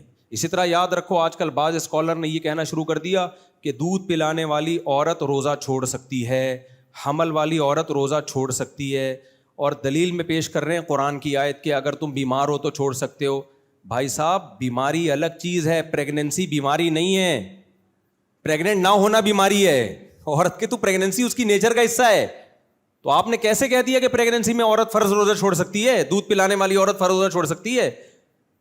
یہ کہاں سے نکال لیا آپ نے؟ آپ کہہ سکتے ہیں دودھ پلانے والی عورت کو روزہ رکھ کے چکر آتے ہیں. بھائی جب چکر آنے کا خطرہ ہو تو روزہ چھوڑنا جائز ہے. اس بیس پہ نہیں کہ دودھ پلا رہی ہے, اس بیس پہ کہ چکر آ رہے ہیں. تو چکر کسی بھی بیس پہ آتے ہیں روزہ چھوڑ سکتے ہو آپ, کیونکہ بہت ساری عورتیں دودھ پلاتی ہیں کوئی چکر نہیں آتے ان کو, پورے رمضان کے روزے رکھتی ہیں وہ, ان کے لیے کیسے جائز ہو گیا؟ آپ کہہ سکتے ہو پریگننسی میں عورت روزہ رکھے گی تو الٹی آئیں گی, چکر زیادہ آئیں گے. تو بھائی اگر چکر آنے کا خطرہ ہے یا الٹیاں آ رہی ہیں تو پھر پریگننسی ہو یا نہ ہو دونوں صورتوں میں روزہ چھوڑ سکتے ہیں. لیکن ہر پریگننٹ عورت کو یہ سمجھ لینا کہ وہ پریگننسی میں روزہ رکھے گی تو نقصان ہوگا, یہ غلط ہے, مشاہدے کے خلاف ہے. بہت ساری پریگننٹ عورتیں پورے رمضان کے روزے رکھتی ہیں, نہ ان کو کوئی صحت کو نقصان ہوتا ہے اور نہ بچے کو. اور نقصان کا وہم ہونا ضروری نہیں ہے, وہم ہونا کافی نہیں ہے. غالب گمان ہو کے نقصان ہوگا, وہم تو کسی کو بھی ہو سکتا ہے. جو آ رہا ہے اٹھ کے, تبھی تو میں کہتا ہوں یار مجتہدین کو فالو کرو. میں ویسے ہی تھوڑی امام حنیفہ میرے کوئی ماموں تھوڑی لگتے ہیں. شخصیت پرستی اس کو کہتے ہیں, اپنے ماموں کو فالو کر رہا ہے. اگر کسی پڑھے لکھے مجتہد کو فالو کر رہا ہے, یہ شخصیت پرستی نہیں ہے, یہ تو عین مطلوب ہے شریعت میں کہ فاسألوا اہل الذکر, اہل ذکر کو فالو کرو, اہل علم کو. تو مجتہدین سے زیادہ کون اہل علم ہوگا؟ خیر یہ تو ٹاپک کئی بار چھیڑ چکا ہوں میں.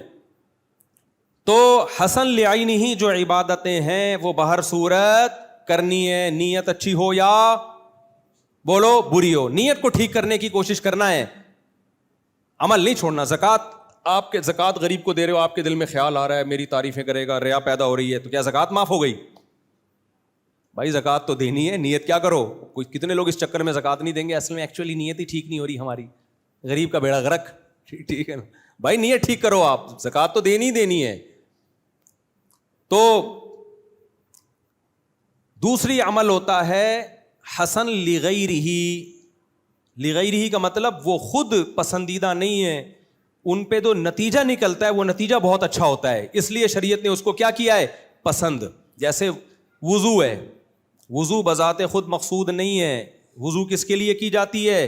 نماز کے لیے. نماز پڑھنی ہے تو وضو واجب ہے, نماز نہیں پڑھنی ہے تو وضو واجب بولو نہیں ہے. تبلیغ ہے, یہ حسن لغیرہ ہے, اس لیے کی جاتی ہے تاکہ اسلام پھیلے. اگر کسی کی تبلیغ سے اسلام پھیلنے کے بجائے کم ہو رہا ہے تو وہاں تبلیغ حرام. آپ کو پتہ ہے ایک خاتون دوپٹے کے بغیر آئی اور عجیب سا لباس ہے, آپ نے منہ پہ ان کو ڈانٹنا شروع کر دیا, تبلیغ شروع کر دی. آپ نے کہا یہ کیا تم نے جناب یہ حلیہ منایا ہوا ہے, اور آپ کو پتہ ہے کہ میرے اس ایٹیٹیوڈ سے یہ دین کے قریب نہیں آئے گی بلکہ دین سے دور ہو جائے گی. تو ایسے موقع پہ تبلیغ کیا ہو گئی؟ ناجائز ہو گئی. تبھی تو حدیث میں آتا ہے من رأى منکم منکرا فلیغیرہ بیدہ, برائی دیکھو ہاتھ سے تبدیل کرو. اگر ہاتھ سے تبدیل کی طاقت نہیں ہے, طاقت نہ ہونے کا مطلب طاقت نہ ہونا بھی ہے, اور یہ مطلب بھی اس کے سائڈ افیکٹ زیادہ نکلیں گے, نقصان ہوگا. تو فبلسانہ, زبان سے, یہ بھی نہیں ہے بس دل میں نیت کر لو, اللہ موقع ملا تو اس کو سمجھاؤں گا میں. یہ اصول عام سوسائٹی میں سمجھ میں نہیں آتا, لیکن اپنے بچوں کے بارے میں سمجھ میں آ جاتا ہے. ماں باپ کو الٹے کام بچے کر رہے ہوتے ہیں, ابا سے بولو بھائی میں اس کو ڈانٹوں گا, بھاگ جائے گا گھر سے. کتنے کیس ایسے ہوئے ہیں, باپ نے بچے کو مارا پیٹا, بچہ گھر سے بھاگ گیا, باپ پکڑ کے لایا, اس کے بعد ڈانٹنا مارنا چھوڑ دیا. بھائی ایسے ہی چلنے دو, کیونکہ اگر بھاگ گیا تو اس سے بھی زیادہ خراب ہو جائے گا. تو اس میں طریقہ کیا ہوگا تبلیغ کا, وہ طریقہ بھی منسوس نہیں ہے. جو سوٹیبل طریقہ وہ اختیار کیا جائے گا. ڈانٹنے سے کام چلتا ہے تو ڈانٹا جائے گا, مارنے سے کام چلتا ہے تو مارا جائے گا, محبت سے کام چلتا ہے تو محبت کی جائے گی. اور اگر آپ کو ڈر یہ کہ کسی بھی طریقے سے کام نہیں چلے گا, بعض موقع ایسے ہوتے ہیں محبت سے سمجھانے میں بھی الٹا رپلائی آتا ہے. ایک آدمی غصے میں بنا ٹھنا بیٹھا ہوا ہے اور کر رہے, آپ جا کے اس کو نماز روزی محبت سے بھی تبلیغ کرو گے نا, وہ ہو سکتا ہے چماٹ لگا دے آپ کے کھینچ کے. سمجھ رہے ہو کہ نہیں سمجھ رہے؟ اس کو غصہ آئے گا. تو یہ بے موقع ہے, اس لیے تبلیغ مقصود نہیں ہے, حسن لغیرہ ہے. اس کا مطلب یہ نہیں کہ تبلیغ چھوڑ دیں, فرض ہے. دین کی دعوت دنیا میں پھیلانا کیا ہے؟ فرض ہے. لیکن طریقہ سوٹیبل اختیار کیا جائے گا, کوئی خاص طریقہ اس میں منسوس نہیں ہے. نبی صلی اللہ علیہ وسلم نے بھی زمانے کو دیکھ کے جو طریقہ سوٹیبل لگا, دیکھو حضرت مولانا الیاس رحمۃ اللہ علیہ نے دیکھا نا اپنے زمانے میں کہ جو تبلیغ کے روایتی طریقے ہیں ان سے فائدہ کم ہو رہا ہے, بعض چیزوں میں نقصان بھی ہو رہا ہے. انہیں تبلیغی جماعت تبلیغ کی تشکیل کرنا شروع کر دی, بھائی محبت سے لوگوں کو دین کی طرف لے کر آؤ, مسجدوں میں لاؤ.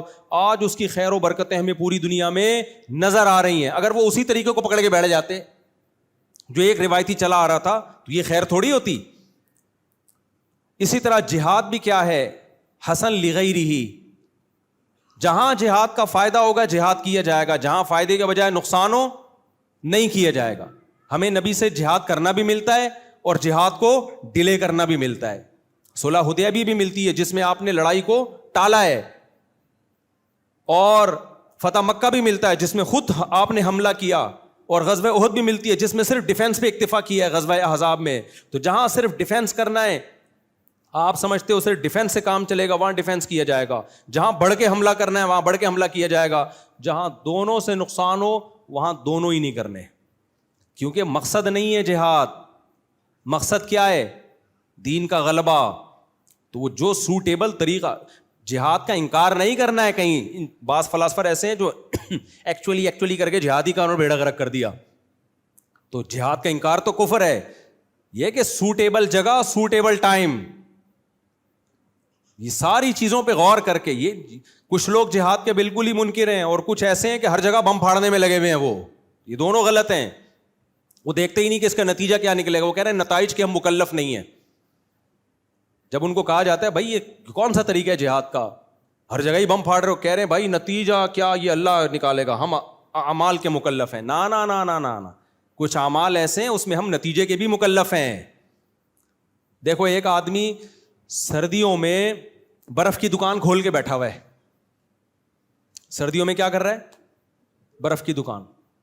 بے روزگار آدمی, کوئی جاب نہیں مل رہی تھی, برف کی دکان کھول کے بیٹھ گیا. اس سے کوئی کہہ رہا ہے بھائی کم بخت تو کوئلے کی دکان کھول کے بیٹھتا نا, انگاروں کی تو چل جاتی سردیوں میں, برف کی دکان کھول کے بیٹھا ہوا ہے.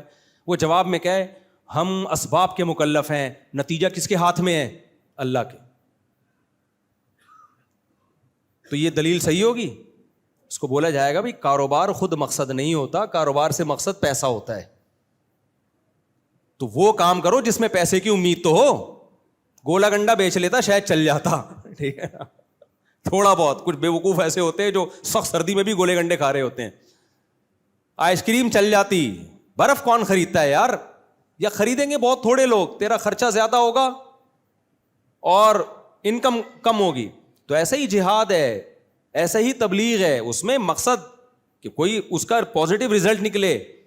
تو اب علماء اگر مندر میں جائیں تبلیغ کی نیت سے تو یہ جائز ہے, کیونکہ مندر میں جانا حرام لعینہ ہی نہیں ہے, حرام لغیرہ ہی ہے. کسی اور وجہ سے ناجائز ہے کہ آپ ان کو پروموٹ کر رہے ہو, آپ ان کی عبادت میں شریک ہو رہے ہو, آپ کے عمل کو دیکھ کے لوگ کیا کریں گے, شرک پھیلے گا.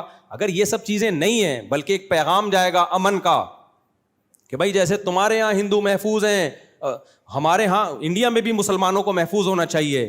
تو یہ کام جو کبھی لغیرہ ہی تھا اس نیت سے حسن لغیرہ ہی بن جائے گا. تو حسن لعینہ ہی, حسن لغیرہ ہی اور قبیح لغیرہ ہی. ایک کام ہوتا ہے حسن لعینہ ہی, وہ حسن ہی رہے گا, اچھی نیت سے یا بری نیت سے وہ خراب نہیں ہو جائے گا. ایک کام ہوتا ہے قبیح لعینہ ہی, جیسے شراب پینا یہ قبیح لعینہ ہے, یہ اچھی نیت سے حلال نہیں ہو جائے گا. کسی کا حرام پیسہ آپ نہیں کھا سکتے, یہ پابندی ہے, اللیگل ہے. آپ کو یقین ہو کہ میرے حرام کھانے سے کروڑوں لوگ اسلام میں داخل ہو جائیں گے, بھائی ہو سکتا ہے وہ اسلام میں داخل ہو لیکن آپ جہنم میں جاؤ گے. آپ کہاں جاؤ گے؟ جہنم میں. اس لیے کہ وہ شراب پینا قبیح لعینہ ہے, وہ حلال نہیں ہو سکتا. زنا کیا ہے؟ قبیح لعینہ, وہ حلال نہیں ہو سکتا. کیسی اچھی نیت ہو, زنا زنا ہی رہے گا, وہ حلال نہیں ہو سکتا. ہاں مندر میں جانا, قبر میں جانا, کسی کی قبر پہ زیارت کے لیے جانا, یا اس طرح کے اور بہت سا بے پردہ عورتوں میں جا کے بیان کرنا, اس میں دیکھا جائے گا آپ کی نیت کیا ہے. نیت سے برا عمل اچھا ہو سکتا ہے اور اچھا عمل برا ہو سکتا ہے. آپ کی نیت مکس گیدرنگ میں جانے سے ہے ناجائز عمل نا مس گیدرنگ میں جہاں مرد اور عورتوں کا اختلاط ہو اور کوئی آپ کی نہیں، کوئی مجبوری بھی نہیں ہے، ضرورت بھی نہیں ہے، آپ ویسے ہی جا رہے ہیں انجوائے کرنے کے لیے، تو یہ ناجائز عمل ہے بھائی. اور اگر آپ کی نیت کیا ہے، وہاں جا کے کوئی بات کرو گے، دین کی دعوت دو گے، تو یہ جائز عمل ہو جائے گا.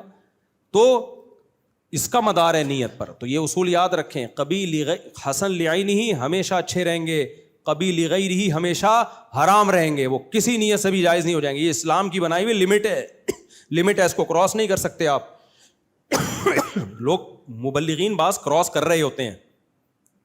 اور دوسری وہ چیزیں ہیں کہ جن میں دعوت ہے، تبلیغ ہے، اس میں بھائی بہت لچک رکھی ہے.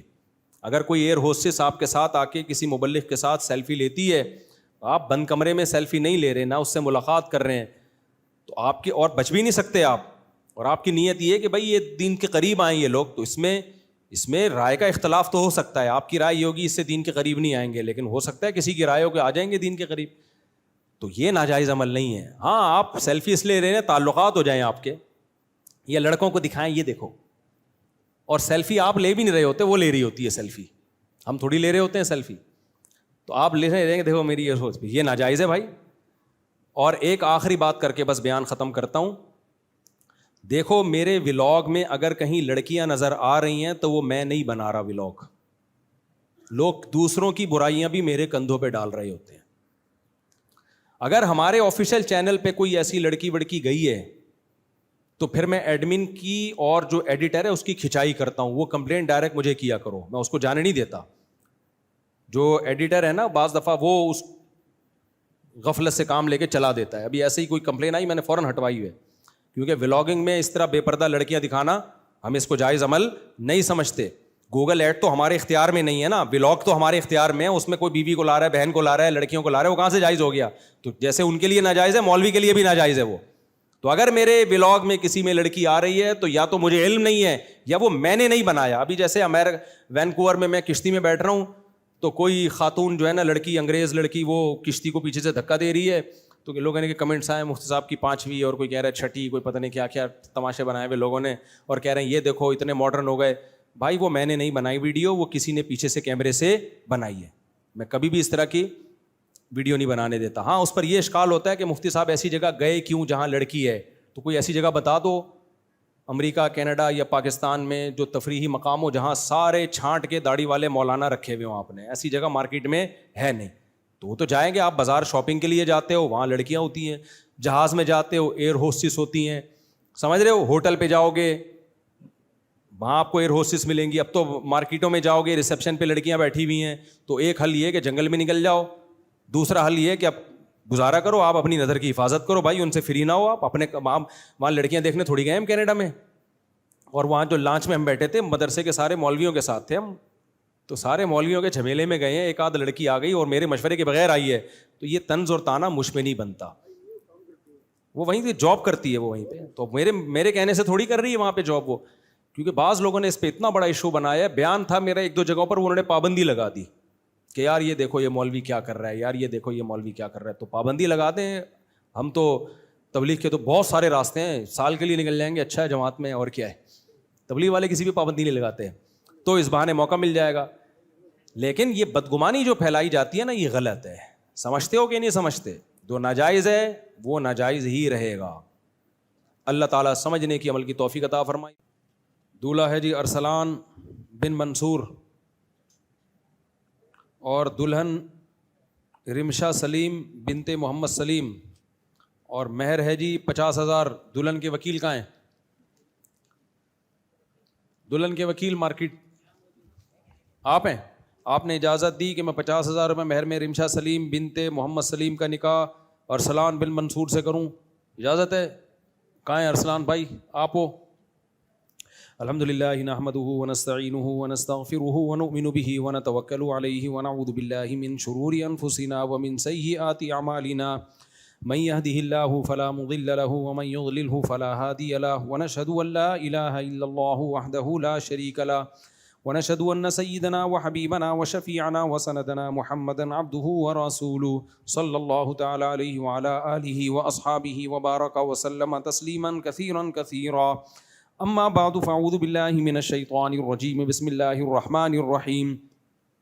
یا ایھا الناس اتقوا ربکم الذی خلقکم من نفس واحدۃ وخلق منها زوجها وبث منهما رجالا کثیرا ونساء واتقوا اللہ الذی تساءلون به والارحام ان اللہ کان علیکم رقیبا وقال تعالی یا ایھا الذین آمنوا اتقوا اللہ وقولوا قولا سدیدا یصلح لکم اعمالکم ویغفر لکم ذنوبکم ومن یطع اللہ ورسولہ فقد فاز فوزا عظیما وقال النبی صلی اللہ علیہ وسلم النکاح من سنتی وقال فمن رغب عن سنتی فلیس منی وقال النبی صلی اللہ علیہ وسلم تزوجوا الودود الولود فإنی مباہی بکم الامم وقال النبی صلی اللہ علیہ وسلم تزوجوا ولا تکونوا کرہبان النصارى۔ جناب ارسلان بن منصور، میں نے 50,000 روپے مہر میں آپ کا نکاح رمشا سلیم بنت محمد سلیم سے کیا، آپ نے اس نکاح کو قبول کیا؟ ماشاء اللہ، فوراً قبول کیا آپ نے، آپ کو میں اس قبولنے پہ مبارکباد دیتا ہوں۔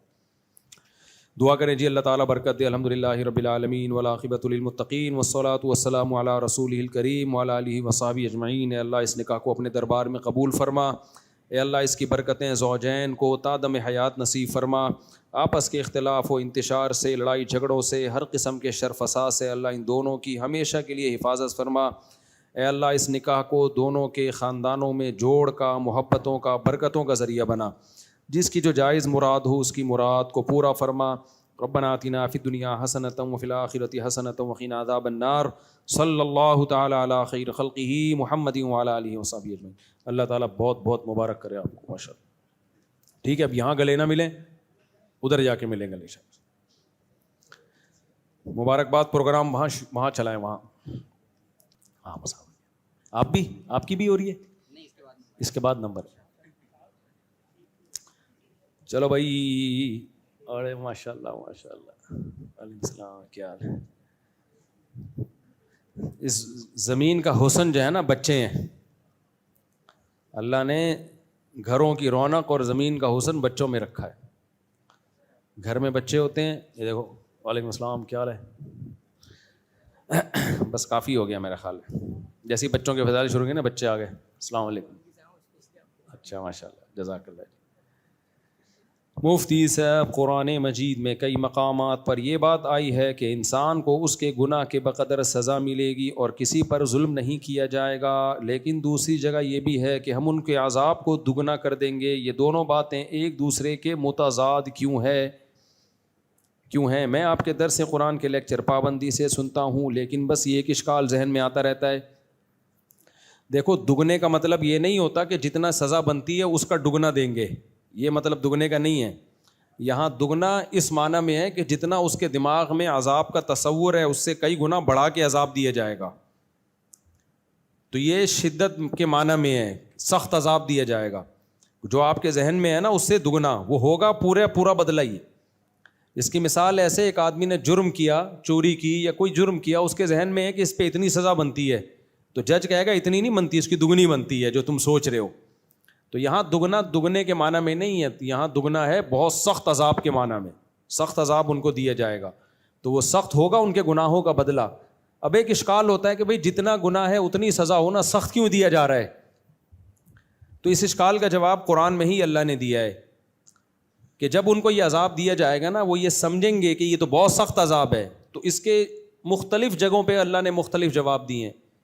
ایک جواب اللہ نے یہ دیا، ان الذین کفروا ینادون لمقت اللہ اکبر من مقتکم انفسکم۔ آج تمہیں اپنے اوپر جتنا غصہ آ رہا ہے، جب تم گناہ کرتے تھے ہمیں تم پر اس سے بھی زیادہ غصہ آتا تھا، تو تم اس کو ہلکا سمجھ رہے تھے، لیکن ہماری نظر میں یہ ہلکا گناہ نہیں تھا۔ اور ایک جگہ اللہ نے فرمایا کہ سورہ ملک میں ہے نا، کلما القی فیہا فوج سألہم خزنتہا، اللہ کہتے ہیں ہم نے ان کو جہنم میں ڈالیں گے جو غیظ و غضب سے کھول رہی ہوگی وہ جہنم کی آگ۔ تو جب اس میں ڈالیں گے نا تو پھر جہنم کے فرشتے بھی پوچھیں گے کہ اتنے سخت عذاب میں تم کیوں جا رہے ہو؟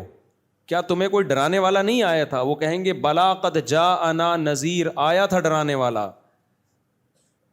فکذبنا وقلنا ما نزل اللہ من شیء، ہم نے انکار کر دیا اس کا۔ تو یہ سارے اشکالات کا جواب ہی ہے یہ قرآن میں نا، کہ ہم اتنی سخت سزا کیوں دیں گے؟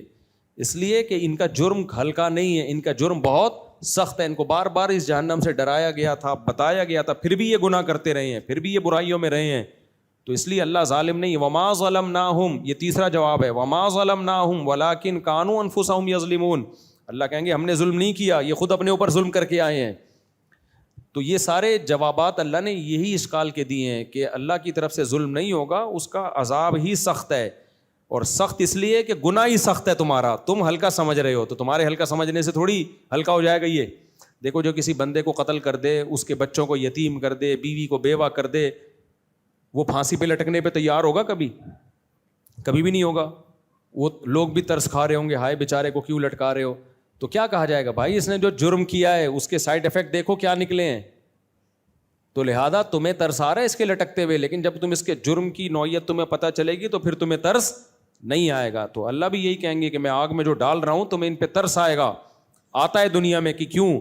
لیکن جب تم دیکھو گے نا جن کرتوتوں کو یہ ہلکا سمجھ رہے تھے, اللہ کی نظر میں وہ ہلکے نہیں تھے. زنا ہماری نظر میں ہلکا ہو سکتا ہے, اللہ کی نظر میں زنا کرنا ہلکا جرم نہیں ہے. ماں باپ کو ستانا ہماری نظر میں ہلکا جرم ہو سکتا ہے, اللہ کی نظر میں ہلکا جرم نہیں ہے. چوری کرنا ہماری نظر میں ہلکا جرم ہو سکتا ہے. بعض ملکوں میں چند ڈالر چوری کرنے پر کوئی سزا ہی نہیں ہے, یہ قانون ہے. میں گیا ہوں بعض ملکوں میں, کہتے ہیں اگر اتنے ڈالر تک چوری کر لے تو کچھ بھی نہیں ہے. اسلام میں کیا ہے, ہاتھ کاٹنا. اب سوال پیدا ہوتا ہے اس ملک میں تو یہ سرے سے جرم ہی نہیں ہے, آپ ہاتھ کاٹ رہے ہو. بھائی آپ کے نظر میں نہیں ہوگا, چوری اللہ کی نظر میں چھوٹا جرم نہیں ہے. تو ہم تو جب اللہ سے پوچھیں گے نا تو اللہ خود جب بتائے گا کہ کیا ہلکا ہے کیا برا ہے کیا بھاری ہے, یہ اللہ بتائے گا. گورنمنٹ اپنے قانون بناتی رہے, لیکن اللہ کہتے ہیں میری نظر میں یہ ہلکا جرم نہیں ہے. سمجھتے ہو کہ نہیں سمجھتے؟ نماز چھوڑنا ہماری نظر میں ہلکی چیز ہے. بھائی کیا ہو گیا, بھائی ہر مذہب میں عبادت ہوتی ہے, کچھ کرتے ہیں کچھ نہیں کرتے, تو اگر چھوڑ دی تو کیا ہو گیا. اللہ کہتے ہیں تمہاری نظر میں ہلکا ہے, میری نظر میں ہلکا جرم نہیں ہے. بار بار حی علی الصلاۃ کہہ کے صدائیں دلوا رہا ہوں کہ آ جاؤ, میں نے پیدا کیا, کھلاتا میں ہوں, پلاتا میں ہوں, یہ نیند جو دی ہے میں نے دی ہے, تو مجھے کیوں بھول گئے بھائی تم. تو نماز چھوڑنا نہیں ہے, یہ جرم ہے اللہ کو بھولنا. تو سزا ملے گی اللہ کو بھولنے کی. اصل میں سمجھتے ہو کہ نہیں سمجھتے؟ ابھی سمجھ جائیں تو اچھا ہے, ورنہ ہمارے اچھے بھی سمجھ جائیں گے مرنے کے بعد. فرعون کی سمجھ میں نہیں آ رہا تھا نا, موسیٰ علیہ السلام کی باتیں آ رہی تھی فرعون کی سمجھ میں, لیکن جب ایک غوطہ لگائے تو اس کے اچھے بھی سمجھ گئے. اس کے اچھوں کو اب تک سمجھ میں رپورٹ یہی ہے کہ فرعون کو آج بھی زندہ کرو نا, کہے گا میں ایمان لایا. پوری ٹوپی پگڑی داڑھی شلوار ٹخنے سے اوپر رکھے گا, ایسا لگے گا کہ کسی خانقاہ کا منجا ہوا پیر و مرشد ہے اگر اب فرعون آ جائے نا. لیکن اللہ کہتے ہیں کہ ایک ٹائم ہے بھائی مہلت کا, اس کے بعد نہیں دوں گا. تو بہت ٹائم دیا اللہ نے توبہ کا. میں تو یہ بات کرتے ہوئے خود ڈر رہا ہوتا ہوں کہ ہمارا کیا بنے گا پتہ نہیں. تو اس لیے ہم سب کو اللہ بس توبہ کی توفیق ہی دے میرے بھائی, اور برائیوں سے بچا کے ہی رکھے. مفتی صاحب ٹک ٹاک پر آپ کی ویڈیوز آ رہی ہیں, اس کے بارے میں وضاحت فرمائیں. یار مجھے لوگوں نے نا ایک ایسی شخصیت بنا کے پبلک کے سامنے پیش کیا جیسے اللہ معاف فرمائے کوئی فلم کے اداکار نہیں ہوتے. کہیں یوں کر کے آ رہا ہوں, میں یوں جا رہا ہوں, کبھی یوں جا رہا ہوں, کبھی کھانا کھا رہا ہوں, کبھی پھر ایک وہ لگا ہوتا ہے وہ ایک مخصوص 2-4 نظمیں لگی ہوئی ہوتی ہیں دیوبند والے, اور پھر ایک اور بھی ہے لبیک یا اخوتنا لبیک, وہ لگائی ہوئی ہوتی ہے. اور ایک اور ہے, ابے نہیں یار ایک وہ, ابے یار وہ اس کا میں نے مذاق بھی بنا لیا تھا, ایک تھوڑا سا ڈھکن آتا تھا اس میں, ڈھکن کا لفظ پتہ نہیں میرے ذہن سے, وہ بہت مشہور ہے وہ لبیک. وہ پھر آ رہا ہوں گا میں کلاس سے اتر رہا ہوں, بخاری کی کلاس سے یوں کر کے اتر رہا ہوں میں, ٹھیک ہے نا, ریوو میں بیٹھ رہا ہوں. تو یہ سب ڈرامے بازیاں ہیں جو مجھے بالکل پسند نہیں ہیں, اور یہ میری پرمیشن کے بغیر کم بخت ویڈیوز بناتے ہیں, ٹک ٹاک پہ ڈالتے ہیں. میرا ٹک ٹاک پہ کوئی چینل ہی نہیں ہے, ٹک ٹاک پہ تو میں ہوں ہی نہیں. تو اتنا برا میسج لوگوں کے سامنے, سمجھدار لوگوں کے سامنے جا رہا ہے, یار یہ مولانا صاحب ہے, اس کی حرکتیں دیکھو کیا ہے. تو بھائی میری حرکتیں نہیں ہیں, نہ میں وہ شو مار رہا ہوں, نہ میں ویڈیو بنا رہا ہوں.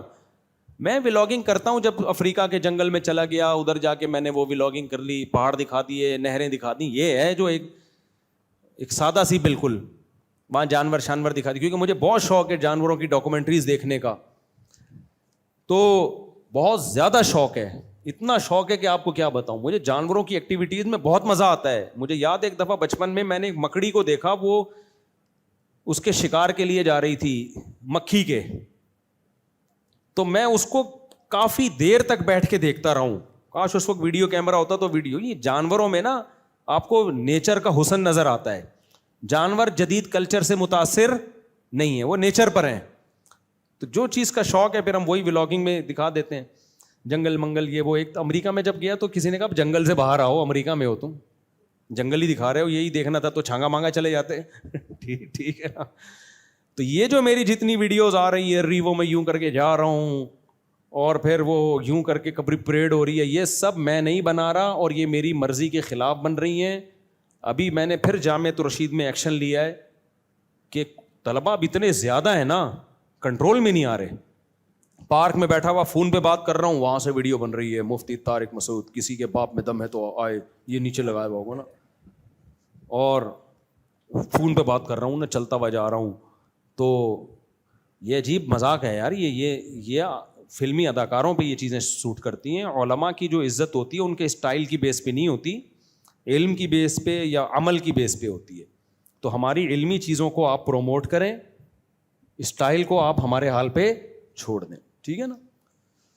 مفتی صاحب کی گھڑی گھم گئی, گھڑی لینے کے لیے آ رہے ہیں.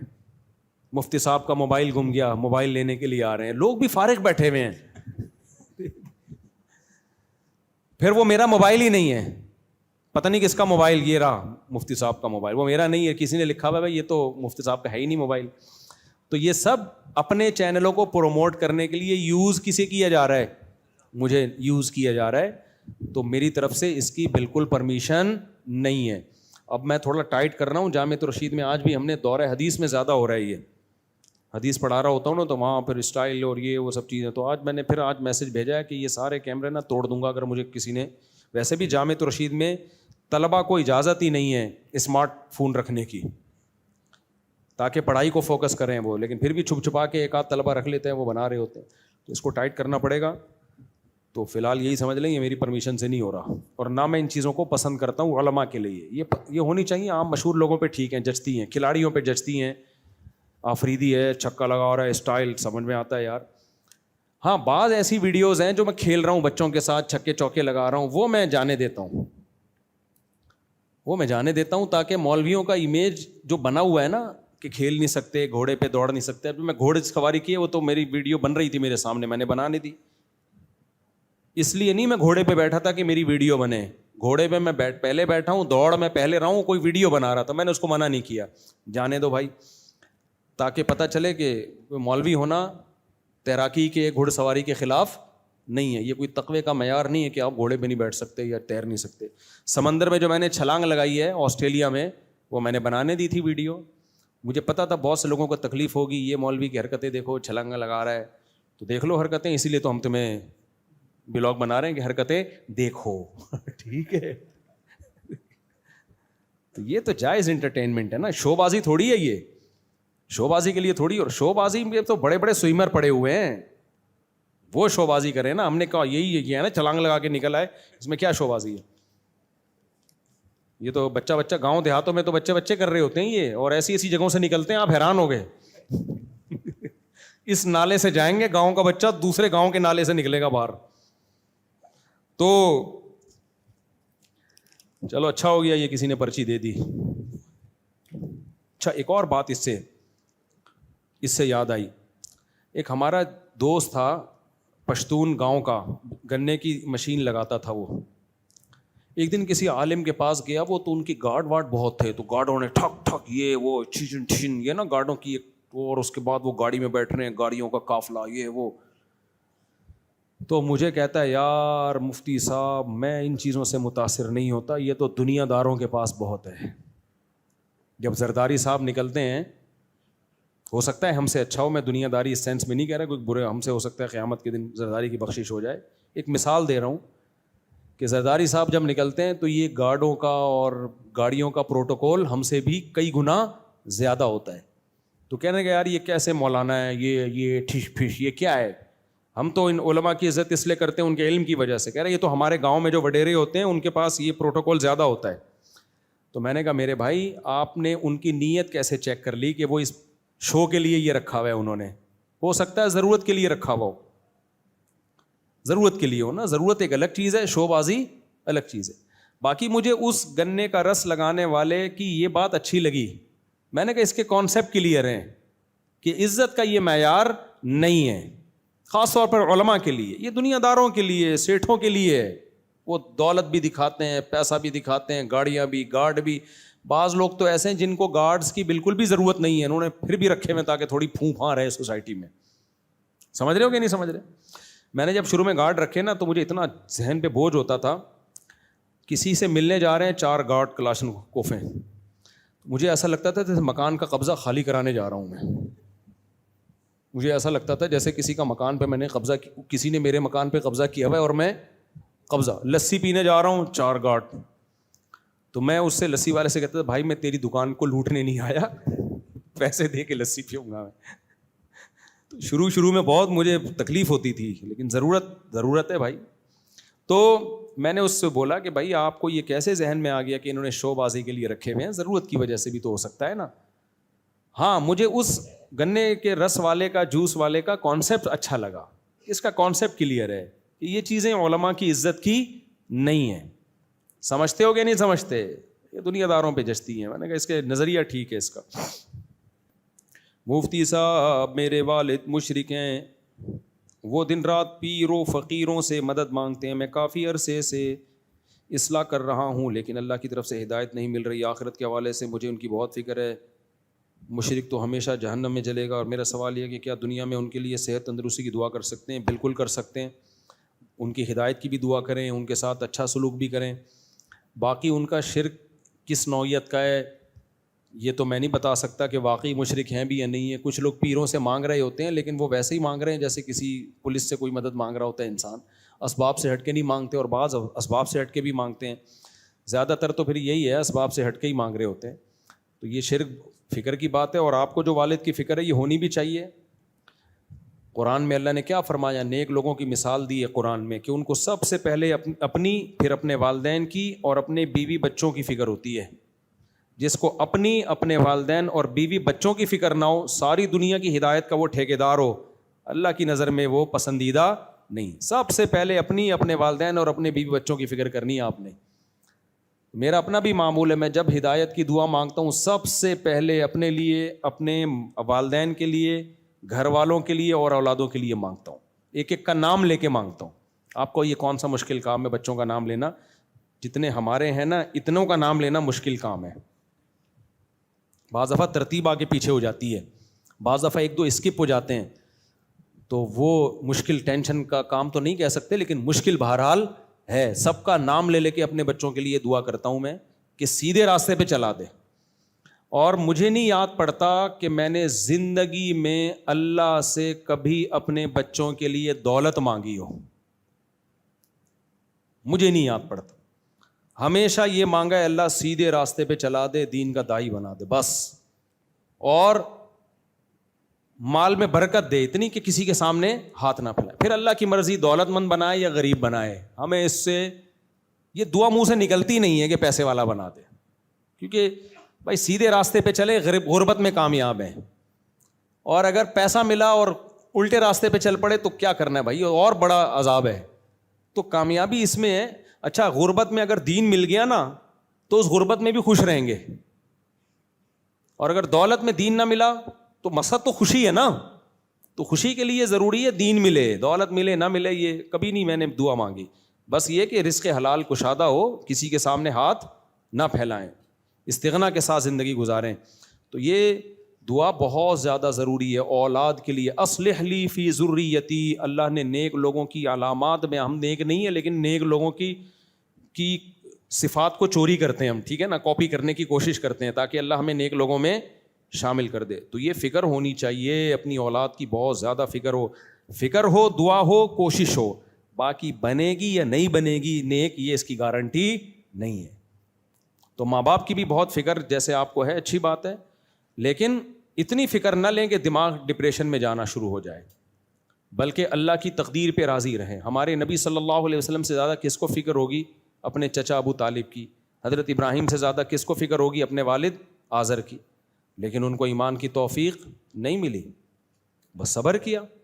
انک لا تہدی من احببت ولکن اللہ یہدی من یشاء.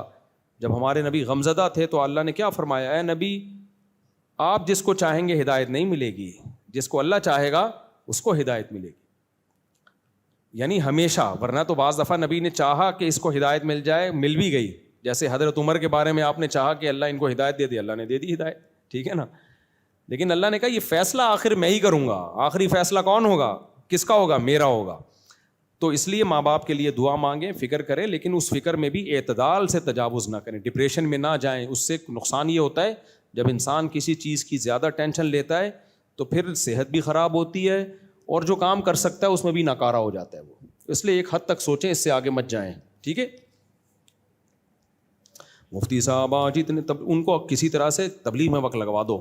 ابا کو، تبلیغ والوں کو بولو ان میں پیسے دے رہا ہوں، ابا کو جا کے دے دو یہ ہدیے کے طور پہ، اور کھینچو ان کو کسی طرح. مفتی صاحب السلام علیکم، آج اتنے مہینوں بعد آپ کو دین کو سکون مل گیا. مفتی صاحب آج اتنے مہینوں بعد آپ کو دیکھ کر سکون مل گیا ہے. کوشش تو تھی کہ نہ ملے، لیکن چلو اللہ کا فضل ہو گیا، مل گیا. مفتی صاحب میں آپ کے انداز میں پیش کرتا ہوں، تھوڑی سی تعریفیں واریفیں لکھی ہوئی ہیں غلط. ہم انڈیا سے آئے ہیں، آپ سے ملاقات کی درخواست ہے، بڑی مسرت ہوگی ہمیں آپ سے ملاقات کی. کس کس سے ملوں؟ میں اگر سب سے ملوں تو مجھ سے کون ملے گا پھر میرے بھائی؟ تو اسی کام کا رہ جاؤں گا نا. انڈیا والے کہاں ہیں؟ ماشاء اللہ، اچھا مل لیے. ان کو پھر بعد میں لے آئیں مسافہ الگ سے. میں فیس بک کی فیک آئی ڈی بناتا ہوں اور اس سے انگریزوں کو اپنا مال بیچتا ہوں، لیکن مال 100% ٹھیک ہوتا ہے. فیک آئی ڈی اس لیے بنانی پڑتی ہے کہ انگریز پاکستانیوں سے مال نہیں خریدتے، تو اس کے لیے انگریزی میں بات کرنی پڑتی ہے. اگر آپ دھوکہ نہیں دے رہے، یعنی ایسا نہیں ہے کہ اپنے آپ کو غیر پاکستانی شو کر رہے ہیں، کام پاکستانیوں والے کر رہے ہیں، اگر ایسا نہیں ہے تو پھر جائز ہے یہ، کیونکہ اس سے اس کو کوئی نقصان نہیں ہو رہا بلکہ فائدہ ہی ہو رہا ہے کہ ایماندار آدمی سے اس کی تجارت ہو رہی ہے. تو آئی ڈی ہونا یہ علامت نہیں ہوتی کہ یہ بندہ اوریجنل میں وہی ہے، اس لیے اس میں کوئی دھوکہ نہیں ہے. ہاں بلیو ٹک ہوتا ہے یا آپ خود اناؤنس کر دیتے ہیں، پھر جھوٹی اور پھر وہ اس میں جھوٹ بولنا جائز نہیں ہے. تو لوگوں نے بنائی بھی ہوتی ہیں آئیڈیا، فیک آئیڈیا، اس میں اگر کوئی دھوکہ نہیں دے رہے یعنی کسی کو نقصان نہیں ہو رہا تو پھر شرعاً کوئی قباحت نہیں ہے. ہاں اگر کوئی دھوکہ دے رہے ہیں نا اس کے ذریعے، یعنی کوئی آپ سے پوچھتا ہے تو آپ کہتے ہیں میری آئی ڈی نہیں ہے یہ، پھر یہ جھوٹ ہو گیا نا.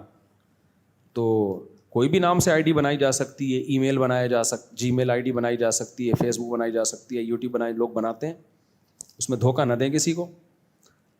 مفتی صاحب جب میں نماز پڑھتا ہوں تو مجھے برے خیالات آتے ہیں. نماز پڑھ کے برے خیال آنا نماز نہ پڑھ کے اچھے خیال آنے سے بہتر ہے. اگر آپ نماز نہیں پڑھتے اور بہت اچھے اچھے خیالات آتے ہیں، یہ بھی نیکی کا کام کر لوں، یہ بھی کر لوں، یہ بھی کر لوں، اور جیسے ہی نماز پڑھتے ہیں برے برے خیالات آنا شروع ہو جاتے ہیں، تو کوئی بات نہیں. سمجھ رہے ہو؟ وہ برے خیال آنا نماز نہ پڑھنے سے بہتر ہے. تو اللہ کا فریضہ آپ ادا کریں، نماز پڑھیں. خیال آ رہے ہیں، گورنمنٹ کی طرف سے کسی پر خیال آنے پر کوئی پابندی نہیں ہے. کتنے لوگ ہیں خیال آتا ہے ہم 4 شادیاں کریں گے، ہم امریکہ جائیں گے، ہم جاپان جائیں گے، اور کتنے لوگ ہیں ان کو الٹے خیال آ رہے ہیں کہیں بھی نہیں جائیں گے، ہم تو کنوارے ہی مر جائیں گے. تو آتے رہتے ہیں، یہ آ رہے ہیں جا رہے ہیں، آنے دو جانے دو. یہ ہمارے ساتھ بھی ہوتا ہے. ہم بھی ایسے بعض دفعہ سونے کے لیے لیٹو، کوئی یوٹیوب پہ تو دیکھنا ہی نہیں چاہیے موبائل کو، الٹا سیدھا کوئی کلپ آیا ہوا ہوتا ہے کسی کا، آدمی خام خام ٹینشن میں چلا جاتا ہے، نیند اڑ جاتی ہے. تو میں نے تو ابھی یہ کیا ہے، موبائل کو دور پھینک کے سوئے آدمی، دیکھے ہی نہیں. بعض دفعہ دور پھینکتا ہے تو کسی کی کوئی بات یاد آ جاتی، کچھ سسرال کی بات یاد آ گئی، انہوں نے مجھے یہ بولا تھا ایک دفعہ. تو انسان کا دماغ نا یہ اسی چیز سے مرکب ہے. ہمارے والد صاحب فرمایا کرتے تھے اس زمانے میں ٹینشن فری صرف وہ ہوگا جو پاگل ہوگا، جس کے دماغ میں بھوسا بھرا ہوا ہے. ٹھیک ہے نا؟ بھوسا بھرا ہوا ہوگا، سوچتا ہی نہیں ہے، سمجھتا ہی نہیں ہے، تو اس کو کچھ بھی نہیں ہوگا. صبح سوئے گا اٹھے گا نہ، مہنگائی سے اس پہ کوئی مسئلہ ہے، کسی نے تانا دے دیا کوئی اثر نہیں ہو رہا، کوئی دھمکی دے گا کچھ بھی نہیں ہوگا اس کو، کیونکہ دماغ اس کا، پاگلوں کو کچھ نہیں ہوتا، بس جو ہونا تھا ایک ہی دفعہ ہو گیا ان کو، اب دوبارہ کچھ بھی نہیں ہوگا. اب ان کی وجہ سے دوسروں کو ہوگا، ان کو نہیں ہوگا. تو والد صاحب بھی ہمارے بہت سینسیٹیو تھے نا، بہت زیادہ بول لیتے تھے، لوگوں کی الٹی الٹی باتوں پہ نا بہت زیادہ ٹینشن لیتے تھے. تو وہ کہتے تھے بھائی جو آدمی تھوڑا سا بھی اللہ نے کسی کو دماغ دیا ہے نا تو وہ کچھ نہ کچھ چلتا ہے, یہ زندگی کا حصہ ہے. تو آنے دو برے خیالات. اچھا میرے بھائی, دوران نماز اگر کسی شخص کو پیشاب کے قطرے گر جائیں تو کیا کرنا چاہیے؟ نماز توڑ دے بھائی, نماز توڑ دے اور جگہ ہلکی پھلکی دھو کے دوبارہ وضو کر کے نماز پڑھے. کیا اخبار گھر میں لانا جائز ہے کیونکہ اس میں تصویریں ہوتی ہیں؟ وہی یوٹیوب کی ارننگ جیسا مسئلہ. یہ اخبار میں تصویریں جائز نہیں ہیں, لیکن اخبار کا مقصد تصویروں کو پروموٹ کرنا نہیں ہوتا. اخبار کی جو بنا ہے, جو بیس ہے, وہ خبریں مہیا کرنا. تو تصویر کا آنا اس میں ایک ناجائز عمل ضرور ہے, لیکن وہ اخبار کا بنیادی مقصد نہیں ہے. لہذا اخبار بیچنا بھی جائز ہے, اس کی آمدن بھی جائز ہے. اور وہ جو تصویریں چھپ کے گھروں میں جا رہی ہیں اس کی نسبت اخبار بیچنے والے پر نہیں ہوگی, بلکہ اس گناہ کی نسبت ان تصویروں کو بنانے والے پر اور ان تصویروں کو اخبار میں چھاپنے والے پر ہوگی. سمجھتے ہو کہ نہیں سمجھتے؟ اس لیے اخبار بیچنا جائز عمل ہے. جیسے شیمپو کی بوتل بیچنا جائز ہے. اب میں نے یوٹیوب کی ارننگ سے متعلق اتنا مدلل کلپ ریکارڈ کروایا, پھر بھی نیگیٹو کمنٹ زیادہ آئے ہوئے ہیں اس میں. بعضوں نے آدھا سنا, پورا سنا ہی نہیں. حالانکہ جو اشکال انہوں نے کمنٹس میں کیا ہے اس کا آگے جواب دیا ہوا ہے میں نے, لیکن پورا سننے کی توفیق ہی نہیں ہوتی, کمنٹس پہلے پھینکنا شروع کر دیتے ہیں. تو بھائی پورا تو سن لو. اور دوسری بات پھر وہی اشکال کر رہے ہیں کہ آپ وہی اشکال جن کے بار بار جواب دے چکا ہوں کہ بھائی گناہ تو پروموٹ ہو رہا ہے. بھائی شیمپو کی بوتل جب دکان والا بیچ رہا ہے, گناہ پروموٹ ہو رہا ہے کہ نہیں ہو رہا؟ جو اس میں لڑکی کی تصویر بنی ہوئی ہے, لڑکی کے لمبے بال ہیں, تصویریں مارکیٹ میں جا رہی ہیں, اس کی وجہ سے گھروں میں شیمپو کی بوتلیں جا رہی ہیں اور شیمپو پہ تصویریں بھی. حالانکہ اس گھر میں تو اس سے پہلے کوئی لڑکی کی تصویر نہیں تھی, لیکن اب شیمپو کی بوتل, اس کا ذمہ دار کون ہے؟ دکان والا. کہہ سکتے ہیں ہم نہیں بھائی وہ بیچارہ شیمپو بیچ رہا ہے, اس کے بغیر شیمپو ہے نہیں. اب وہ کہاں سے اسلامی شیمپو لے کر آئے؟ جب تک اسلامی شیمپو نہیں ہے فی الحال وہ کہہ رہا ہے یار. تو اس کی نیت شیمپو بیچنے کی, سامنے والے کی نیت شیمپو لینے کی. تو گناہ کی نسبت اس کی طرف ہوگی جس نے اس لڑکی کی تصویر بنائی اور اس بوتل پہ چھاپی. تو یوٹیوب کا بھی ایسا ہے کہ مقصد اس میں بنیادی طور پر کمپنیوں کی پروڈکٹ کو پروموٹ کرنا ہے. ہاں شراب کا ایڈ چل رہا ہے تو اس کا تو مقصد ہی حرام ہے, اس کی آمدن بھی حرام ہے. میں جائز چیزوں کے ایڈ کی بات کر رہا ہوں. تو جائز چیزوں کا ایڈ جیسے شیمپو, صابن وغیرہ کا ایڈ, تو اس میں لڑکی نہ آپ بنا رہے ہو نہ آپ اس کو لے کر آ رہے ہو. تو جو بنائے گا یعنی اس کی ویڈیو وہ بھی گناہ گار ہوگا, جو اس ایڈ میں شامل کرے گا وہ بھی گناہ گار ہوگا. چلانے والے کا مسئلہ ایسا ہی ہے جیسے دکان پر کوئی شیمپو کی بوتل بیچنے والا. مدلل ریکارڈ میں کرا چکا ہوں, یہ ایسا نہ ہو اس کو شارٹ کلپ بنا کے چلا دیں, یہ پورا نہیں ہے, اس پہ اشکالات ہوں گے, پھر وہی اشکالات. تو اس کا آخری حل یہی ہے کہ بھائی جب علماء میں اختلاف ہے تو احتیاط یہ کہ نہ کرو, اور یعنی کوئی سمجھتا ہے کہ اس میں تقوی نہ کرنے میں تو نہ کرے, کوئی پابندی تھوڑی ہے. ہم نے یہ تو نہیں کہا کہ یوٹیوب کو مونیٹائز کرنا واجب ہے اور اس سے پیسے کمانا فرض ہے, ٹھیک ہے نا. تو یہ تھوڑی کہا ہے تو نہ کرو بھائی, اچھی بات ہے اگر کوئی نہیں کرتا. لیکن اس سے نقصان ایک دوسرا یہ ہوتا ہے کہ دینی چینل پروموٹ نہیں ہوتے. پھر وہ بھی ایک پہلو ہے جو اس میں سامنے رکھا جاتا ہے. ان کی واٹ لگ جائے گی بالکل. سارے جب وہ لوگ جو دینی ویڈیوز کو آگے شیئر کرتے ہیں, جب ان کو پتہ چلے گا مونیٹائزیشن کے پیسے ہی حرام ہیں, تو پھر وہ پروموٹ کرنا بھی چھوڑ دیں گے. تو وہ ہوگا کہ بے حیائی کی چیزیں تو دنا دن پھیلیں گی. جو جائز چیزیں ہیں, میڈیکل سائنس کے پروگرام ہیں, اور اسی طرح سے جو بھی جائز چیزیں ہیں وہ ساری صرف فلم ڈرامے ہی چلیں گے پھر وہ اس پہ. تو مفتی کا کام ہوتا ہے تمام پہلوؤں سے کسی چیز کو سامنے رکھ کے فتویٰ دینا. اچھا میرے بھائی کیا اچھا بار بار لوگ کہہ رہے ہیں دارالعلوم کرنگی نے یوٹیوب کی ارننگ کو حرام کہا ہے, مفتی تقی صاحب نے حرام کہا ہے. میری نظر میں ایسا کوئی فتویٰ نہیں گزرا. حضرت مفتی تقی عثمانی صاحب کا جو فتویٰ ہماری نظر سے گزرا ہے اس میں حرام کا لفظ حضرت نے کہیں بھی استعمال نہیں کیا, صرف احتیاط کی بات کی ہے. چاہیے کہ الفاظ استعمال کیے کہ نہیں کرنا چاہیے, کہیں بھی یہ نہیں لکھا کہ ناجائز ہے. سمجھ رہے ہو کہ نہیں سمجھ رہے؟